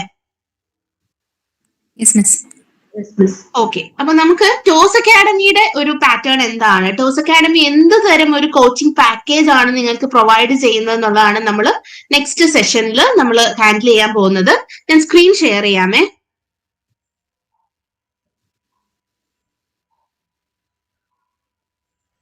സ്ക്രീൻ കാണാൻ പറ്റുന്നുണ്ടോ? ഉണ്ട് മിസ്സേ. Yes miss. ഉണ്ട് മിസ്സേ. Okay okay. അപ്പോ LP UP കോച്ചിങ് നമ്മൾ തുടങ്ങുകയാണ്. അപ്പൊ നിങ്ങൾക്ക് എല്ലാവർക്കും അറിയാം, നിങ്ങൾ ആദ്യമേ ഒരു ഡെമോ സെഷനിലൂടെ കടന്നു പോയിട്ടുണ്ട് അല്ലെ. ഡെമോ സെഷനിൽ നമ്മൾ ഏറെ ക്ലാസ്സുകൾ, നിങ്ങൾക്ക് ഏതൊക്കെയാണോ നിങ്ങളുടെ സിലബസ് പ്രകാരമുള്ള ക്ലാസ്സുകൾ വിഷയങ്ങൾ വരുന്നത് അതിനെ അടിസ്ഥാനമാക്കി ഞങ്ങൾ നിങ്ങൾക്കൊരു ഡെമോ സെഷൻസ് പ്രൊവൈഡ് ചെയ്തു. അപ്പൊ ആ ഡെമോ സെഷൻസ് നിങ്ങൾക്ക് കണ്ടിട്ട് എല്ലാവരും കണ്ടു കാണുമെന്ന് വിശ്വസിക്കുന്നു. ആ ഡെമോ സെഷൻ, അത്രയും ഡെമോ ക്ലാസ്സിനെ ബേസ് ചെയ്തുകൊണ്ട്, ഡെമോ നോട്ട്സിനെ ബേസ് ചെയ്തുകൊണ്ട് ഒരു ഡെമോ എക്സാമും കണ്ടക്ട് ചെയ്തിട്ടുണ്ട്. അപ്പൊ അതിന്റെ ഭാഗമായിട്ടൊരു ലൈവ് ഓറിയന്റേഷൻ ആണ് ഇത് നടത്തിയിരിക്കുന്നത്. അപ്പൊ നിങ്ങൾക്ക് നമ്മുടെ ഡെമോ ക്ലാസ്സും ഡെമോ എക്സാമും ഡെമോ നോട്ട്സിനും ഒക്കെ ഫുള്ളി സാറ്റിസ്ഫൈഡ് ആയിട്ടുണ്ട് എങ്കിൽ നിങ്ങൾക്ക് നമ്മുടെ കോച്ചിങ്ങിലേക്ക് ജോയിൻ ചെയ്യാവുന്നതാണ്. നിങ്ങൾക്ക് അറിയാമല്ലോ, നമ്മുടെ ഡെമോ ക്ലാസ് പോലെ തന്നെ നിങ്ങളുടെ വൺസ് നിങ്ങളുടെ റെഗുലർ ക്ലാസ് സ്റ്റാർട്ട് ചെയ്യുമ്പോൾ റെക്കോർഡഡ് ക്ലാസ്സുകൾ വഴിയാണ് ടോസ് അക്കാഡമി ലേണിംഗ് ആപ്പിലൂടെയുള്ള റെക്കോർഡഡ് ക്ലാസ്സസ് വഴിയാണ് നമ്മൾ നിങ്ങൾക്ക് കോച്ചിങ് ക്ലാസ്സസ് പ്രൊവൈഡ് ചെയ്യുന്നത്. പിന്നെ നിങ്ങളിൽ പലരും ഹോം മേക്കേഴ്സ് ആയിട്ടുള്ളവരും വർക്കിംഗ് ആയിട്ടുള്ളവരും ഒക്കെ ഉള്ളത് കൊണ്ട് നിങ്ങളുടെ കൺവീനിയൻസ് അനുസരിച്ച്, അത് നമ്മൾ ആദ്യം തന്നെ നമ്മുടെ ഗ്രൂപ്പിൽ നിങ്ങളോട് കൃത്യമായിട്ട് ചോദിച്ച് മനസ്സിലാക്കിയതിന് ശേഷം നിങ്ങളുടെ കൺവീനിയൻസ് അനുസരിച്ച് നിങ്ങൾക്ക് ഹോളിഡേ ആയിട്ടുള്ള ടൈമിൽ, നിങ്ങളുടെ കൺവീനിയന്റ് ടൈമിൽ റെക്കോർഡഡ് ആയിട്ടുള്ള ലൈവ് സെഷനുകളൊക്കെ കണ്ടക്ട് ചെയ്യും. വൺസ് നിങ്ങൾക്ക് അത് അറ്റൻഡ് ചെയ്യാൻ പറ്റിയില്ല എങ്കിൽ ആ റെക്കോർഡഡ് സെഷൻ നമ്മൾ ആപ്പിലൂടെ പ്രൊവൈഡ് ചെയ്യുന്നതായിരിക്കും. അതിനുശേഷം PDF നോട്ട്സ് ആയിട്ടും നമ്മൾ എടുക്കുന്ന ക്ലാസിന്റെ PDF നോട്ട്സ് നിങ്ങൾക്ക് പ്രൊവൈഡ് ചെയ്യുന്നുണ്ടാവും. അതുപോലെ തന്നെ എല്ലാ വീക്കും നമ്മൾ എക്സാംസ് കണ്ടക്ട് ചെയ്യുന്നുണ്ടാവും. എക്സാംസ് കണ്ടക്ട് ചെയ്യുക എന്ന് പറയുമ്പോൾ ഒരാഴ്ച നമ്മൾ ഒരു പ്രത്യേക ടൈം ടേബിളിലൂടെ ആയിരിക്കും നിങ്ങൾക്ക് ക്ലാസ്സുകൾ നടത്തുന്നത്. അപ്പോൾ ഒരാഴ്ചയിൽ നടത്തിയ ക്ലാസ്സിനെ അടിസ്ഥാനമാക്കി വരുന്ന സൺഡേ, മൺഡേ ടു ഫ്രൈഡേ ആയിരിക്കും നമ്മൾ ക്ലാസ്സുകൾ നിങ്ങൾക്ക് ഉണ്ടാവുക. സാറ്റർഡേ സ്റ്റഡി ലീവ് തന്നുകൊണ്ട് സൺഡേ ഇത്രയും ക്ലാസ്സിനെ ബേസ് ചെയ്തുകൊണ്ടൊരു 15 മാർക്ക് അങ്ങനെയുള്ളൊരു മാർക്കിനനുസരിച്ച് നിങ്ങൾക്കൊരു മോക്ക് എക്സാമും പ്രൊവൈഡ് ചെയ്യുന്നതായിരിക്കും. അപ്പൊ ഇങ്ങനെയാണ് നമ്മുടെ ഒരു ആഴ്ചയിലെ ഒരു പാക്കേജ് റൺ ചെയ്യുന്നത്, മീൻസ് കോച്ചിങ് റൺ ചെയ്യുന്നത്. ഇതിനുശേഷം നിങ്ങൾക്ക് PSC മോഡൽ 100 മാർക്കിന്റെ റിവിഷൻ എക്സാമുകളൊക്കെ ഉണ്ടാവും. അപ്പൊ അതില് കൃത്യമായ ഒരു കട്ട് ഓഫ് ഒക്കെ, ഇപ്പം നിങ്ങൾ എത്ര കുട്ടികളാണോ അറ്റംപ്റ്റ് ചെയ്യുന്നത് അതിലെ ടോപ്പ് സ്കോററിനെ ഏറ്റവും ലോവസ്റ്റ് മാർക്ക് മേടിച്ചാലെ ഒക്കെ അനലൈസ് ചെയ്തതിന് ശേഷം ഒരു പ്രത്യേക കട്ട് ഓഫ് ഒക്കെ സെറ്റ് ചെയ്ത് നിങ്ങൾക്കൊരു KPSC മോഡൽ റാങ്ക് ലിസ്റ്റ് നിങ്ങൾക്ക് പ്രൊവൈഡ് ചെയ്യും. അത് പബ്ലിക്കായിട്ട് തന്നെ നമ്മൾ പബ്ലിഷ് ചെയ്യുന്നതാണ്. അപ്പൊ അതിൽ നിങ്ങളുടെ പഠന നിലവാരമൊക്കെ നിങ്ങൾക്ക് തന്നെ ഒന്ന് അനലൈസ് ചെയ്യാനായിട്ട് സാധിക്കും. നിങ്ങൾ എവിടെ എത്തി നിൽക്കുന്നു, നിങ്ങളുടെ മുമ്പിൽ എത്ര പേരുണ്ട്, പുറകിലുള്ള ആളെ അല്ല നിങ്ങൾ നോക്കേണ്ടത്, മുമ്പിലുള്ള ആളെ വേണം. എക്സാമിന്റെ ഒരു പോയിന്റ് ഓഫ് വ്യൂവിൽ നോക്കാൻ മുമ്പിൽ എത്ര പേരുണ്ട്, നിങ്ങൾ എത്രത്തോളം കടന്നാൽ ആ ഫസ്റ്റിലേക്ക് എത്തും എന്നൊക്കെ നിങ്ങൾക്ക് അറിയാനായിട്ട് സാധിക്കും. അപ്പൊ നമ്മൾ ഈ ഒരു PPTയിൽ പ്രൊവൈഡ് ചെയ്തിരിക്കുന്ന ഒരു ടൈം ടേബിൾ ആണ് ഫോളോ ചെയ്യുന്നത്. മൺഡേ നമുക്ക് ഒരു 3 ക്ലാസ്സസ് ആയിരിക്കും ഉണ്ടായിരിക്കുന്നത്, സോഷ്യൽ, സൈക്കോളജി, ബയോളജി. ട്യൂസ്ഡേ അതുപോലെ തന്നെ 3 class, chemistry, English, social. Wednesday നമ്മളൊരു 4 ക്ലാസ് പ്രൊവൈഡ് ചെയ്യും, physics, Malayalam, psychology, mathematics. Thursday 3 എണ്ണമാണ്, maths, psychology, biology. Friday social, psychology, chemistry, current affairs. ഈ ഒരു രീതിയിലാണ് നിങ്ങൾക്ക് വേണ്ടി നമ്മൾ ടൈം ടേബിൾ സെറ്റ് ചെയ്തിരിക്കുന്നത്. ഇതിനെ അടിസ്ഥാനപ്പെടുത്തിയായിരിക്കും നമ്മൾ ക്ലാസ്സുകൾ പ്രൊവൈഡ് ചെയ്യുന്നത്. ക്ലാസ്സുകൾ നമ്മൾ അപ്ലോഡ് ചെയ്താൽ അത് നമ്മൾ വാട്സപ്പ് ഗ്രൂപ്പിൽ അറിയിക്കുന്നതായിരിക്കും. ഏത് സമയത്താണ് നമ്മൾ ഇപ്പം 4 മണിക്ക് സോഷ്യൽ അപ്ലോഡ് ചെയ്താൽ കറസ്പോണ്ടിങ് സാർ അത് നിങ്ങളുടെ ഗ്രൂപ്പിൽ ഇൻഫോം ചെയ്യുന്നതായിരിക്കും, നോട്ട്സും പ്രൊവൈഡ് ചെയ്യുന്നതായിരിക്കും. അതുപോലെ ടോസ് അക്കാഡമിയുടെ ആപ്പിൽ സ്റ്റഡി മെറ്റീരിയൽ പ്രൊവൈഡ് ചെയ്യുന്നുണ്ടാവും. അപ്പൊ ഇതാണ് നമ്മുടെ ടൈം ടേബിൾ, ഇതാണ് ഫോളോ ചെയ്യേണ്ടത്. അപ്പൊ നമുക്ക് എന്താണ് എക്സാം പാറ്റേൺ എന്നൊന്ന് അറിഞ്ഞിരിക്കാം. എക്സാം പാറ്റേണിൽ നമ്മൾ 100 മാർക്കിന്റെ ചോദ്യമാണ് വരുന്നത്. ഓർക്കുക, നെഗറ്റീവ് ഉള്ള ഒരു പരീക്ഷയാണ് സെറ്റോ എലിജിബിലിറ്റി ടെസ്റ്റുകൾ പോലെ നെഗറ്റീവ് ഇല്ലാത്ത ഒരു പരീക്ഷയല്ല. ഇതൊരു ജോലി നേടാനുള്ള ഒരു പരീക്ഷയാണ്. അതുകൊണ്ട് തന്നെ നെഗറ്റീവ് ഉണ്ട്. അപ്പൊ ഓരോരോ ക്വസ്റ്റ്യനും നിങ്ങൾ വളരെ കൃത്യമായിട്ട് വേണം അറ്റംപ്റ്റ് ചെയ്യാനായിട്ട്. ഓരോ ക്വസ്റ്റ്യനും നിങ്ങളുടെ ജോലി നിർണ്ണയിക്കുന്നതാണ്. ഒരു ക്വസ്റ്റ്യൻ തെറ്റിയാൽ 1/3 മാർക്ക് ലോസ് ആവുന്നതാണ്. അപ്പൊ അതിന്റെ അർത്ഥം അത്രത്തോളം നിങ്ങൾ റാങ്കിന്റെ പുറകിലേക്ക് താഴേക്ക് പോകും. അപ്പം വളരെ പ്രധാനമാണ് ഓരോ മാർക്കും. അപ്പൊ 20 മാർക്കിന് വിദ്യാഭ്യാസ മനഃശാസ്ത്രവും ബോധനശാസ്ത്രത്തിൽ നിന്നാണ് 20 മാർക്ക്.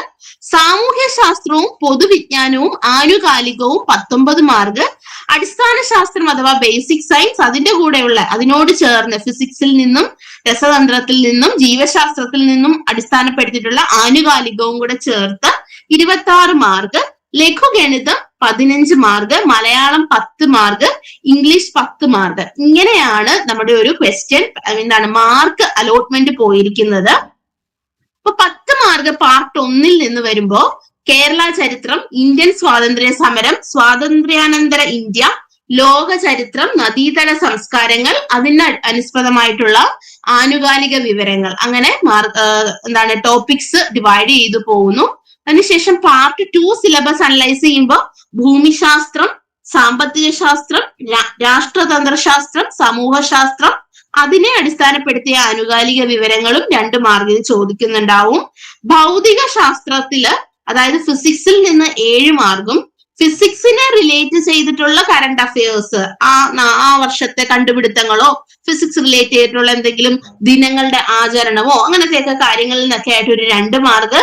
രസതന്ത്രത്തിൽ നിന്നും ഇതുപോലെ തന്നെ വിഷയത്തിൽ നിന്നൊരു 7 മാർക്കും, ആനുകാലികത്തിൽ നിന്ന് 2 മാർക്കും, ജീവശാസ്ത്രം ബയോളജിയിൽ നിന്നും ഇതുപോലെ തന്നെ 6 മാർക്ക് വിഷയത്തിൽ നിന്നും, 2 മാർക്ക് കറണ്ട് അഫയേഴ്സിൽ നിന്നും ഉണ്ടാവും. പിന്നെ ഒരു കണക്ക്, ലഘുഗണിതം എന്ന് നമ്മൾ പറയുമ്പോൾ പോലും നമ്മൾ പഴയ ഒരു ക്വസ്റ്റ്യൻ പേപ്പർ നമ്മുടെ യൂട്യൂബ് വീഡിയോയിൽ ഉണ്ടത്. ക്വസ്റ്റ്യൻ പേപ്പർ അനലൈസ് ചെയ്യുമ്പോഴത്തേക്ക് അറിയാം ലഘുഗണിതം എന്നൊക്കെ ഇപ്പൊ പേരേ ഉള്ളൂ. പണ്ട് ഈ പറഞ്ഞ പോലെ സിമ്പിൾ ആയിട്ടുള്ള മാത്തമാറ്റിക്സ് ഒക്കെ ആയിട്ട് ഉള്ള ക്വസ്റ്റ്യൻസ് ഒക്കെയാണ് ചോദിച്ചത്. പക്ഷെ കോമ്പറ്റീഷൻ കൂടുമ്പോൾ ചോദ്യങ്ങളുടെ രീതിയും നിലവാരവും മാറും. അപ്പോൾ ലഘുഗണിതമൊന്നുമല്ല, സ്റ്റാൻഡേർഡ് ക്വസ്റ്റ്യൻസ് ആയിരിക്കും നിങ്ങൾക്ക് പ്രതീക്ഷിക്കാവുന്നത്.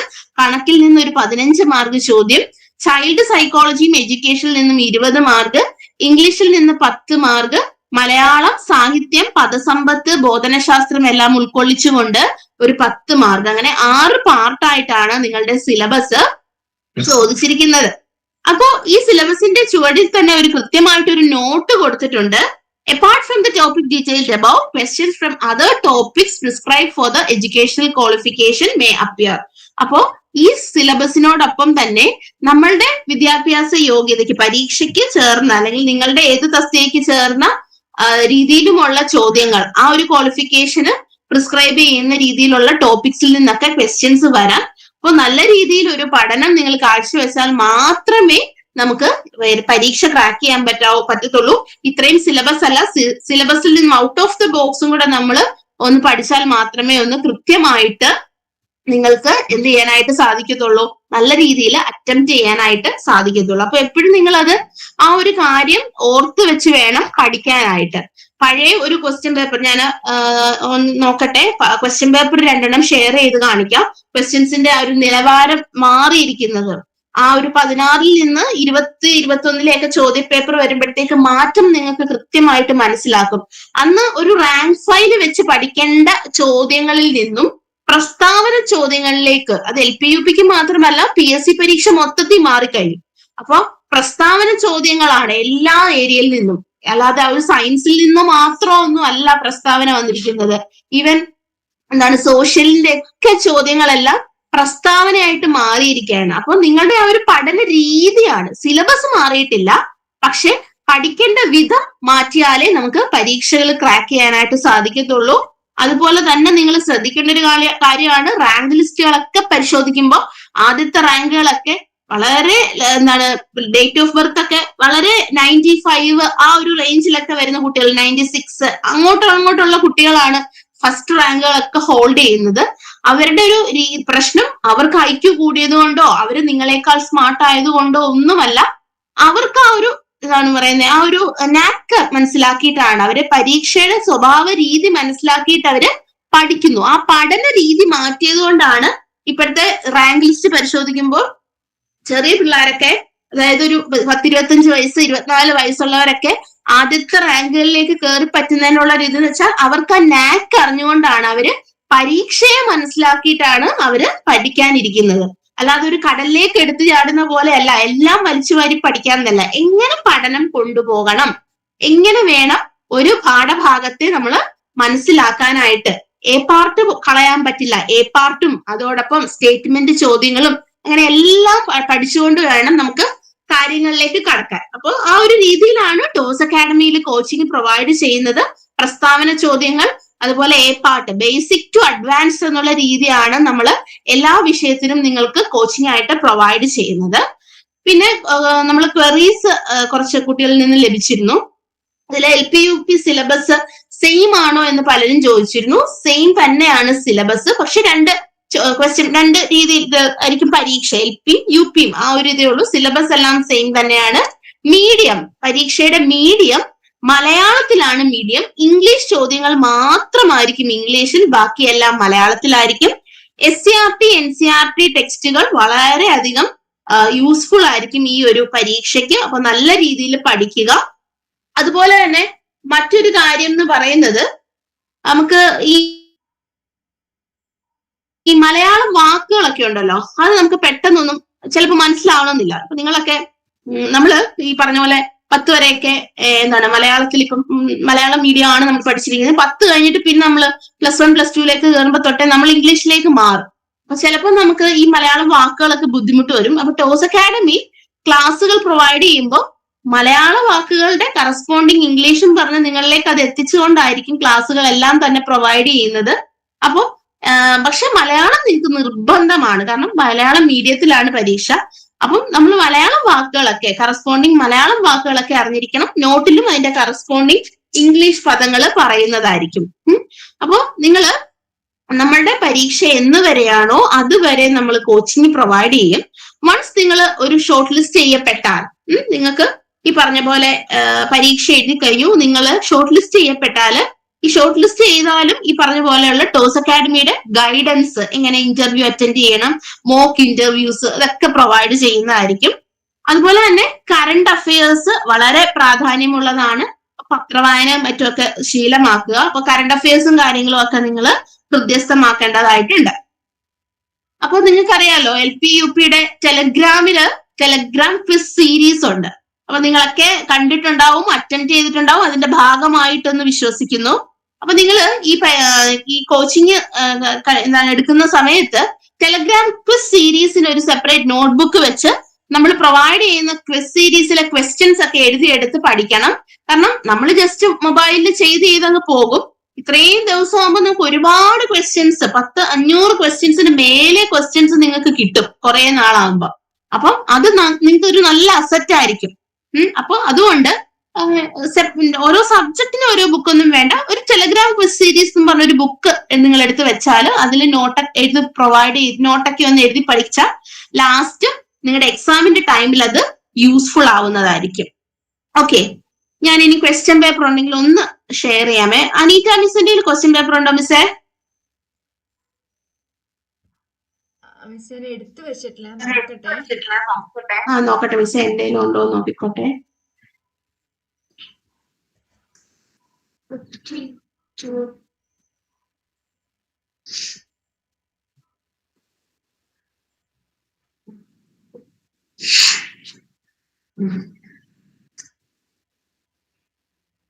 കാണാവോ ക്വസ്റ്റ്യൻ പേപ്പർ? അത് സിലബസ് ആണല്ലേ.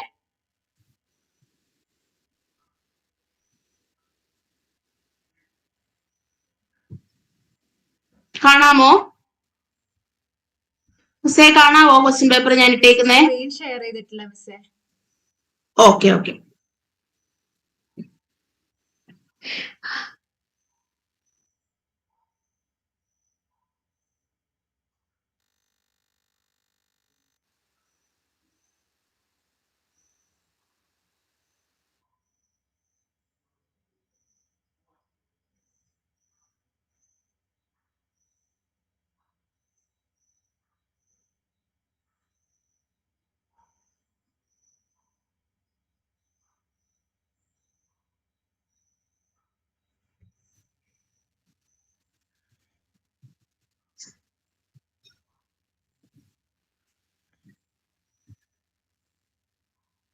കാണുന്നുണ്ട് മിസ്സേ. ഓക്കെ മിസ് വരുന്നേ. ആ ഒന്നുകൂടെ ഷെയർ ചെയ്യണേ. Okay miss. ഇപ്പൊ ഇത് കാണാലോ അല്ലേ? ആ കാണാം കാണാം. ഓക്കെ. ഇത് 2017 വന്നൊരു ചോദ്യ പേപ്പറാണ്. ഹിമാചൽ പ്രദേശിലെ റോഹ്താങ് താഴെ പറയുന്ന ഏത് വിഭാഗത്തിൽ പെടുന്നു? ഇതൊക്കെ ജനറൽ PSCക്ക് നിങ്ങൾ പല PSC പരീക്ഷകൾക്കും ഒക്കെ കണ്ടതാണ്. അതുപോലെ കാരാട്ട് ഗോവിന്ദ മേനോൻ പിൽക്കാലത്ത് ഏത് പേരിലാണ് പ്രശസ്തനായത്? റിനേസൻസിലൊക്കെ സ്ഥിരം ഏതൊരു പരീക്ഷയ്ക്കും ഒഴിച്ചുകൂടാനാവാത്തതാണ് റിനേസൻസ്. അതിൽ നിന്നൊക്കെ വന്ന ചോദ്യമാണ്. നമുക്ക് വളരെ പെട്ടെന്ന് മീൻസ് ആ ഒരു ഏരിയാസ് നിങ്ങൾ പഠിക്കുന്നതാണ്, മാൻഡേറ്ററി ആയിട്ടുള്ള ടോപ്പിക്കാണ്. അപ്പൊ അത്തരത്തിൽ ഭാഗത്ത് നിന്ന് വരുന്ന ഒരു റാങ്ക് ഫയലിൽ നിന്നൊക്കെ കിട്ടുന്ന പോലത്തെ ചോദ്യങ്ങളാണ് വന്നിരിക്കുന്നത്. ഇനി ബേസിക് സയൻസിൽ ഒരു ചോദ്യം നോക്കട്ടെ. പ്രപഞ്ചത്തിൽ ഏറ്റവും കൂടുതൽ കാണപ്പെടുന്ന മൂലകം ഏത്? അതും ഈ പറഞ്ഞ പോലെ ഒരു റാങ്ക് ഫയൽ പരിശോധിച്ചാൽ നിങ്ങൾക്ക് ഉറപ്പായിട്ടും കിട്ടും. മനുഷ്യ നേത്രത്തിന്റെ വീക്ഷണ സ്ഥിരത എന്ത്? അത് കിട്ടും. ബോക്സൈറ്റ് എന്തിന്റെ അയിരാണ്? വാഹനങ്ങളിൽ റിയർ വ്യൂ ദർപ്പണങ്ങളായി ഉപയോഗിക്കുന്നത്? ഇപ്പോഴത്തെ രീതിയാണെങ്കിൽ എന്തുകൊണ്ടാണ് റിയർ വ്യൂ ദർപ്പണങ്ങളായിട്ട് ഇന്ന ലെൻസ് ഉപയോഗിക്കുന്നതെന്ന് ചോദിക്കും. അപ്പൊ ഇതില് ഏത് ലെൻസ് ആണ് ചോദിക്കുന്നത്? ലെൻസ് ആണോ മിറർ ആണോ എന്നൊക്കെയാണ് ചോദ്യം. ജലത്തിന്റെ pH മൂല്യം. അപ്പോ ഇപ്പം നമുക്ക് അങ്ങനെ ഒരു ചോദ്യം ഒന്നും പ്രതീക്ഷിക്കേണ്ട. ജലത്തിന്റെ pH മൂല്യം ഒന്നും ചോദിക്കില്ല. 10⁻³ മോളാർ സൾഫ്യൂരിക് ആസിഡിന്റെ pH എത്ര? അങ്ങനെ ഒരു ചോദ്യമേ ഇനിയും പ്രതീക്ഷിക്കാവുള്ളൂ. കാരണം ജലത്തിന്റെ pH മൂല്യമൊക്കെ ഒരുപാട് റാങ്ക് ഫയലുകളിൽ വന്ന് എല്ലാവരും വ്യത്യസ്തമായതാണ്. 61ാമത്തെ ചോദ്യം നോക്കുക. x+1 = 23. അങ്ങനെയെങ്കിൽ 3x+1 എത്ര? x+1 നിന്ന് എക്സിന്റെ വിലയിട്ട് 3x+1 അത് സബ്സ്റ്റിറ്റ്യൂട്ട് ചെയ്താൽ എളുപ്പത്തിൽ കിട്ടുന്നതാണ്. ഇപ്പോൾ നമുക്ക് അങ്ങനെയൊന്നും പ്രതീക്ഷിക്കാനായിട്ട് പറ്റില്ല. ഇനി അപ്പൊ അത് കഴിഞ്ഞിട്ട് നിങ്ങള് മനഃശാസ്ത്രം, സൈക്കോളജിയിൽ നിന്നൊക്കെ കുറച്ചുകൂടെ എന്താ പറയാ ഇത്തിരി ലെവൽ കൂടിയ ചോദ്യങ്ങളായിരുന്നു അന്നും വന്നിരുന്നത്. സർഗാത്മകതയ്ക്ക് 4 ഘടകങ്ങൾ ഉണ്ടെന്ന് ടോറൻസ് അഭിപ്രായപ്പെടുന്നു. താഴെ പറയുന്നവയിൽ അവ ഏതൊക്കെയാണ് എന്ന് കണ്ടെത്തുക. അപ്പൊ അങ്ങനത്തെയൊക്കെ ചോദ്യങ്ങൾ അന്ന് വന്നിരുന്നു. അതുപോലെ ഫ്രോയിഡിന്റെ അഭിപ്രായത്തിൽ യാഥാർത്ഥ്യത്വവും സന്മാർഗതത്വവും എന്നിവ വ്യക്തിത്വത്തിന്റെ ഏതൊക്കെ ഘടകങ്ങളായി ബന്ധപ്പെടുന്നു?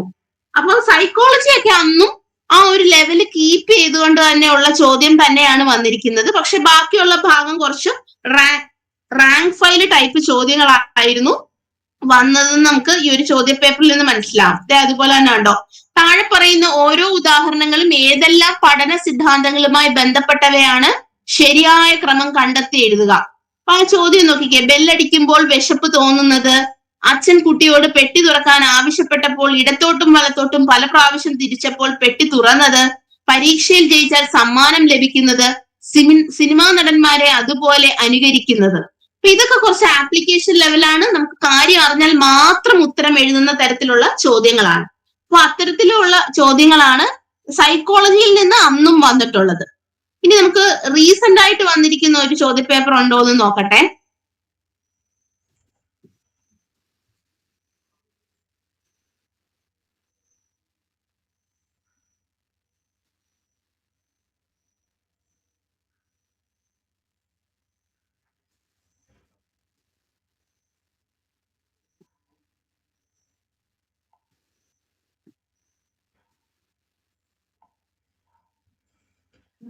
ദിവ്യ മിസ്, ഞാൻ വാട്സപ്പിൽ അയച്ചിട്ടുണ്ടേ.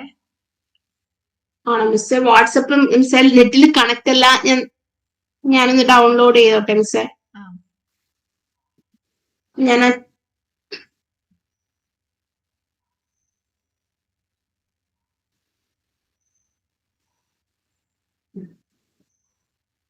കിട്ടി മിസ്സേ, ഞാൻ ഡൗൺലോഡ് ചെയ്തു. ഓക്കെ.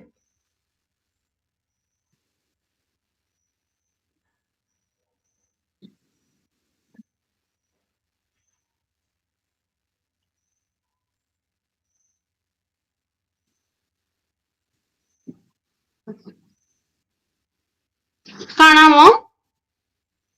കാണാം മിസ്. ഓക്കെ.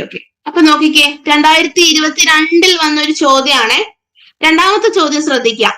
കേരള നവോത്ഥാനവുമായി ബന്ധപ്പെട്ട് ചില സംഭവങ്ങളെ കുറിച്ചും അവർക്ക് നേതൃത്വം വഹിച്ചവരെ കുറിച്ചുള്ള പട്ടികയാണിത്. ഉചിതമായി യോജിപ്പിച്ചത് കണ്ടെത്തുക. അപ്പൊ മാച്ച് ദ ഫോളോയിങ് ടൈപ്പ് അവിടെ വന്നു കഴിഞ്ഞു. അടുത്ത നോക്കിക്കേ, മൂന്നാമത്തെ ചോദ്യം.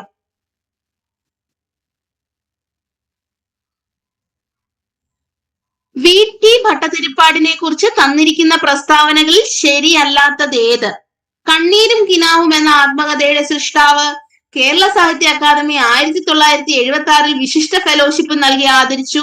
നായർ തറവാടുകളിലെ സ്ത്രീകൾ അനുഭവിക്കുന്ന ദുരിതങ്ങൾ പൊതു സമൂഹത്തിന്റെ ശ്രദ്ധയിൽ കൊണ്ടുവന്നു. മേഴത്തൂർ അഗ്നിഹോത്രിയുടെ താവഴിയിൽപ്പെട്ടത്. ഇത്രയും കാര്യങ്ങളിൽ ശരിയല്ലാത്തതെന്ന് അറിയണമെങ്കിൽ നമ്മൾ VTയുടെ സകല ജീവചരിത്രവും നമ്മൾ അറിഞ്ഞേ മതിയാവും. പണ്ട് കണ്ണീരും കിനാവും എഴുതിയത് ആരാണ്, അല്ലെങ്കിൽ ആത്മകഥ ആരുടെ ആണ് എന്നൊക്കെയുള്ള ചോദ്യമായിരുന്നു നമ്മൾ പ്രതീക്ഷിക്കുന്നത്. ഇപ്പൊ ചോദ്യത്തിന്റെ രീതി മാറുന്നത് കാണുന്നുണ്ടല്ലോ അല്ലെ. അടുത്തത്, മലബാർ കലാപത്തെ കുറിച്ച് താഴെ തന്നിരിക്കുന്ന പ്രസ്താവനകൾ വിലയിരുത്തുക. 4-5 പ്രസ്താവന തന്നിട്ട് അതിനകത്തുനിന്ന് ചൂസ് ചെയ്യേണ്ട ഓപ്ഷൻ പിന്നെയും നീളുകയാണ്. 135, 245, 125. ഇപ്പൊ ചോദ്യത്തിന്റെ ഒരു നിലവാരം മാറിയത് 2017 നിന്ന് വെറും 5 വർഷങ്ങളുടെ വ്യത്യാസം വന്നപ്പോ നിലവാരം മാറിയത് കണ്ടല്ലോ.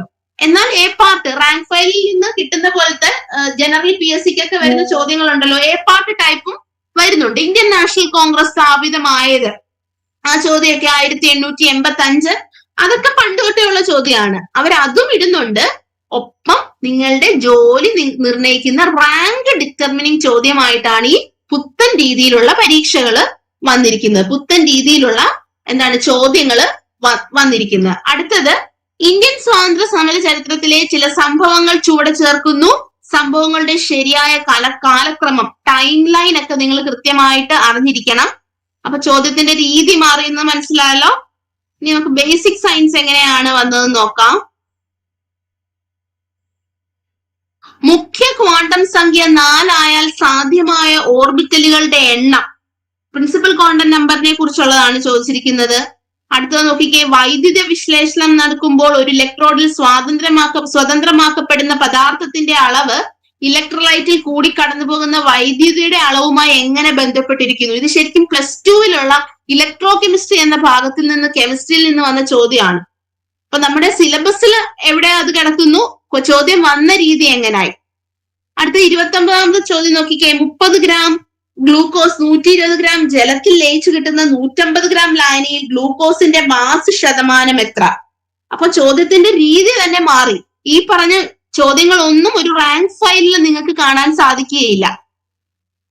അടുത്ത താഴത്തെ ഏറ്റവും ഇമ്പോർട്ടന്റ് ആയിട്ടുള്ള ഒരു കാര്യമാണ് 33ാമത്തെ ചോദ്യം. കെമിസ്ട്രിയുടെ CSIR നെറ്റിന് ചോദിച്ചിട്ടുള്ള ചോദ്യമാണ്. നമ്മൾ വിശ്വസിക്കുമോ എന്ന് എനിക്കറിയില്ല, പക്ഷെ സത്യമായിട്ടുള്ള ഒരു കാര്യമാണ്. CSIR നെറ്റിന്റെ ഒരു ചോദ്യമായിരുന്നു, തന്നിരിക്കുന്ന പെയേഴ്സില് ഐസോ ഇലക്ട്രോണിക് സ്പീഷീസ് ഇതിൽ ഏത് എന്നുള്ളത്. അതാണ് LP-UPയുടെ പരീക്ഷയ്ക്ക് വന്ന് കടന്നുകൂടിയിരിക്കുന്നത്. അപ്പൊ നിലവാരം പോയ പോക്ക് നിങ്ങൾ ഓർക്കുക. താഴെ തന്നിരിക്കുന്ന ജോഡികളിൽ സമ ഇലക്ട്രോണിക് സ്പീഷീസ് ഏത്? ഇലക്ട്രോൺസിന്റെ എണ്ണം ഒരുപോലെ വരുന്ന സ്പീഷീസ് ഏതെന്നുള്ളതാണ്. അപ്പൊ അത് 2015 ഒരു നെറ്റിന് 2 മാർക്കിന് ചോദിച്ച ചോദ്യമാണ്. അതുപോലെ അയോണിക ബന്ധനത്തിന്റെ ഭാഗിക സഹസംയോജക സ്വഭാവം വരുന്ന സാഹചര്യം ഏതാണ്? അമ്ലശക്തി ഏറ്റവും കുറവുള്ളത് ആർക്കാണ്?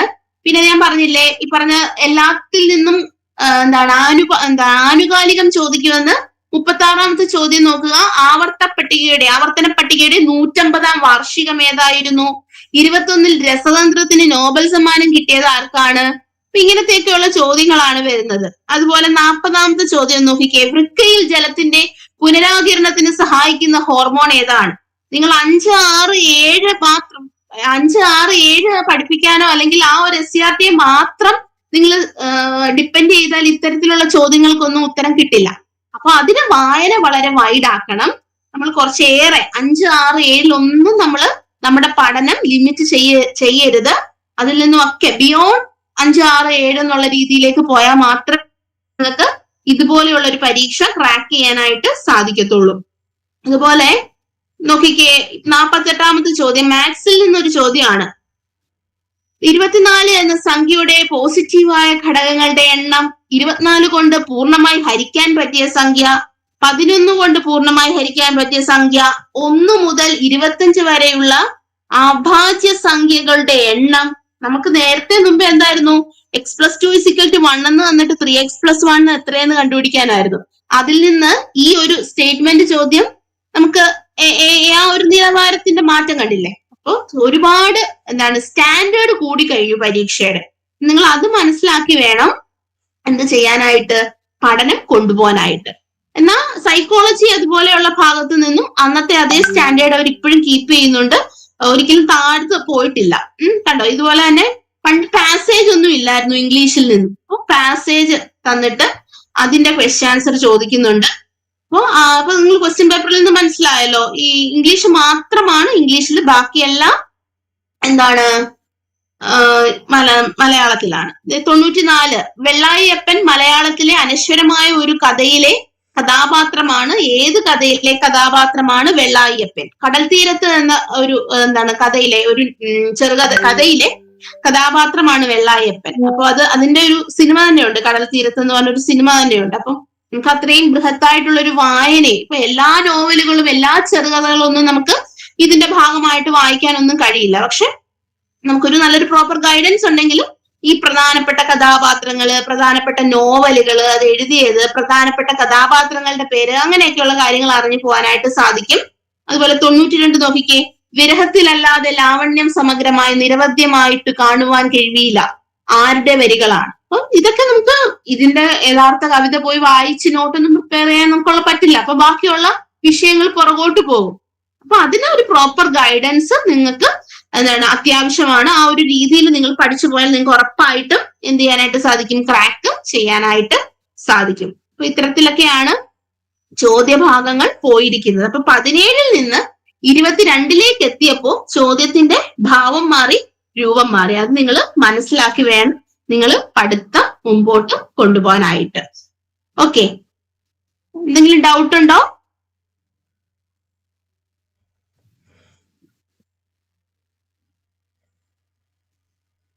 മിസ്സേ, ദിവ്യ മിസ്സേ, മിസ്സേ എന്തെങ്കിലും ഡൗട്ട്? ആർക്കെങ്കിലും ഡൗട്ട്സ് ഉണ്ടെങ്കിൽ ചോദിച്ചോളൂ കേട്ടോ.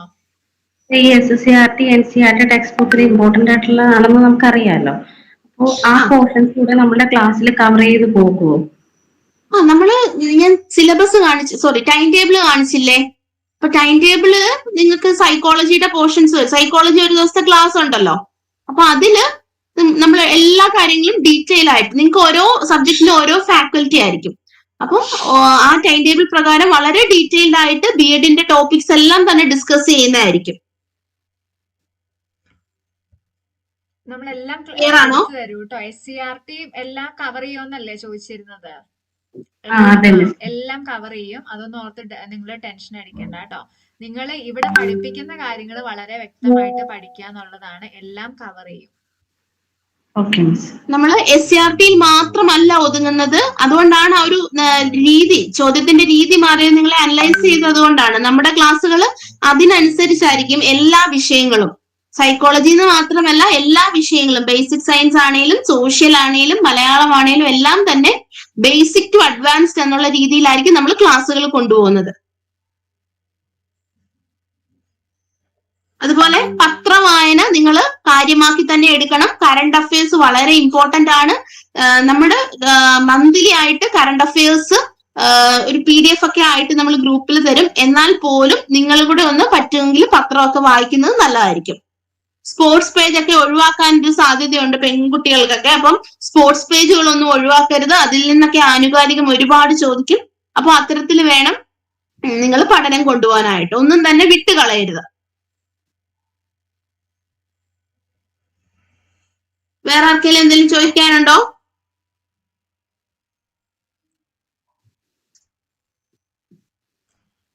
ക്ലിയർ അല്ലേ? നിങ്ങൾ ഡൗട്ടുകൾ ഉണ്ടെങ്കിൽ ഇന്ന് തന്നെ ചോദിച്ച് ക്ലിയർ ചെയ്യാം കേട്ടോ.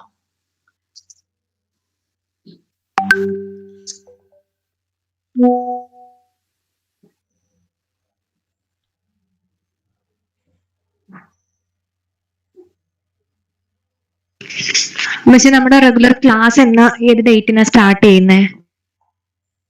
എന്തോ ഒന്നുകൂടെ പറയോ? ക്ലാസ്സോ? റെഗുലർ ക്ലാസ് ഏത് ഡേറ്റിനാ സ്റ്റാർട്ട് ചെയ്യുന്നേ? നമ്മളത് ഗ്രൂപ്പിൽ അറിയിക്കുകയെ നമ്മുടെ റെഗുലർ ക്ലാസ് സ്റ്റാർട്ട് ചെയ്യുന്നത്. മിക്കവാറും നാളെ തന്നെ ആയിരിക്കും നമ്മൾ സ്റ്റാർട്ട് ചെയ്യുന്നത്. നമ്മുടെ മറിയ മിസ്, നമ്മുടെ സിഇഒ നിങ്ങളെ ഗ്രൂപ്പിൽ ഇൻഫോം ചെയ്യുന്നതായിരിക്കും. ഓക്കെ ആണോ? ഓക്കെ. Okay miss. വേറെ എന്തെങ്കിലും ഡൗട്ട് ഉണ്ടോ?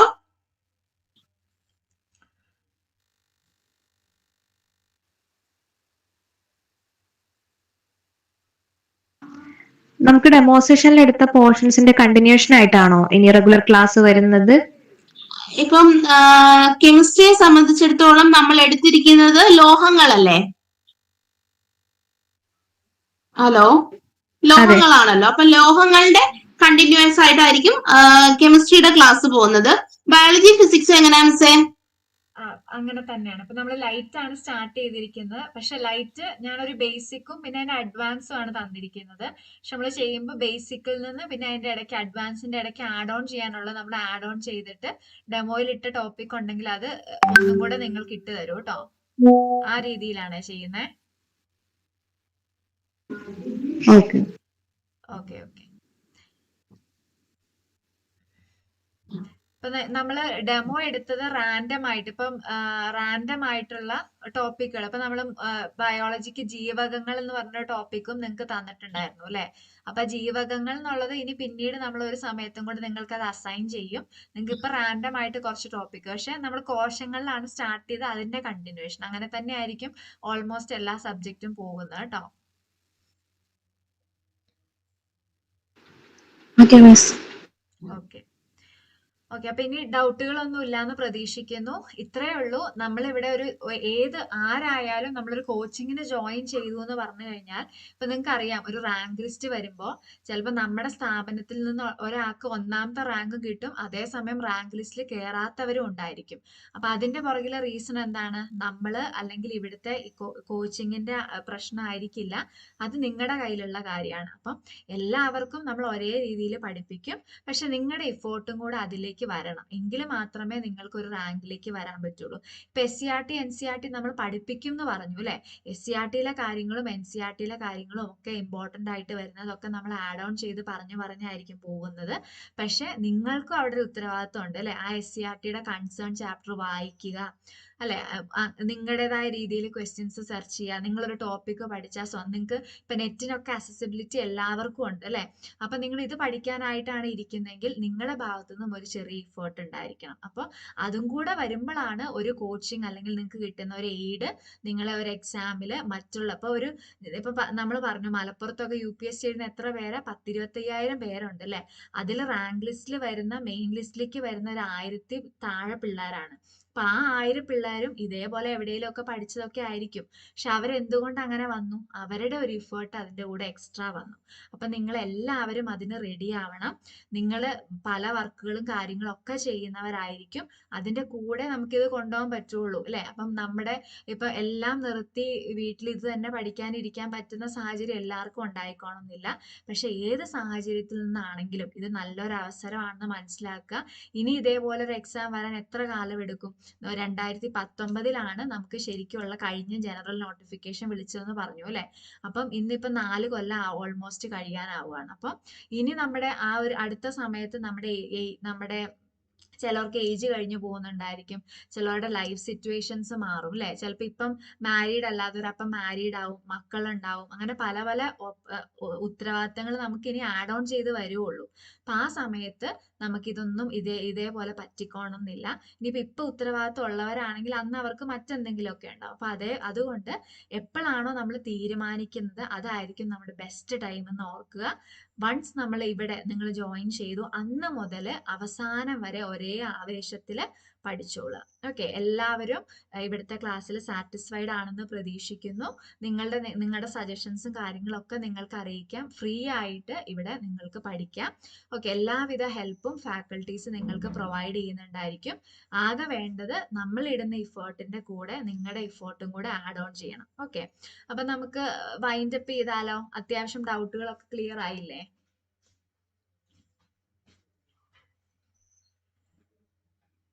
ദിവ്യ മിസ്സേ വൈൻഡ് അപ്പ് ചെയ്യുമല്ലേ?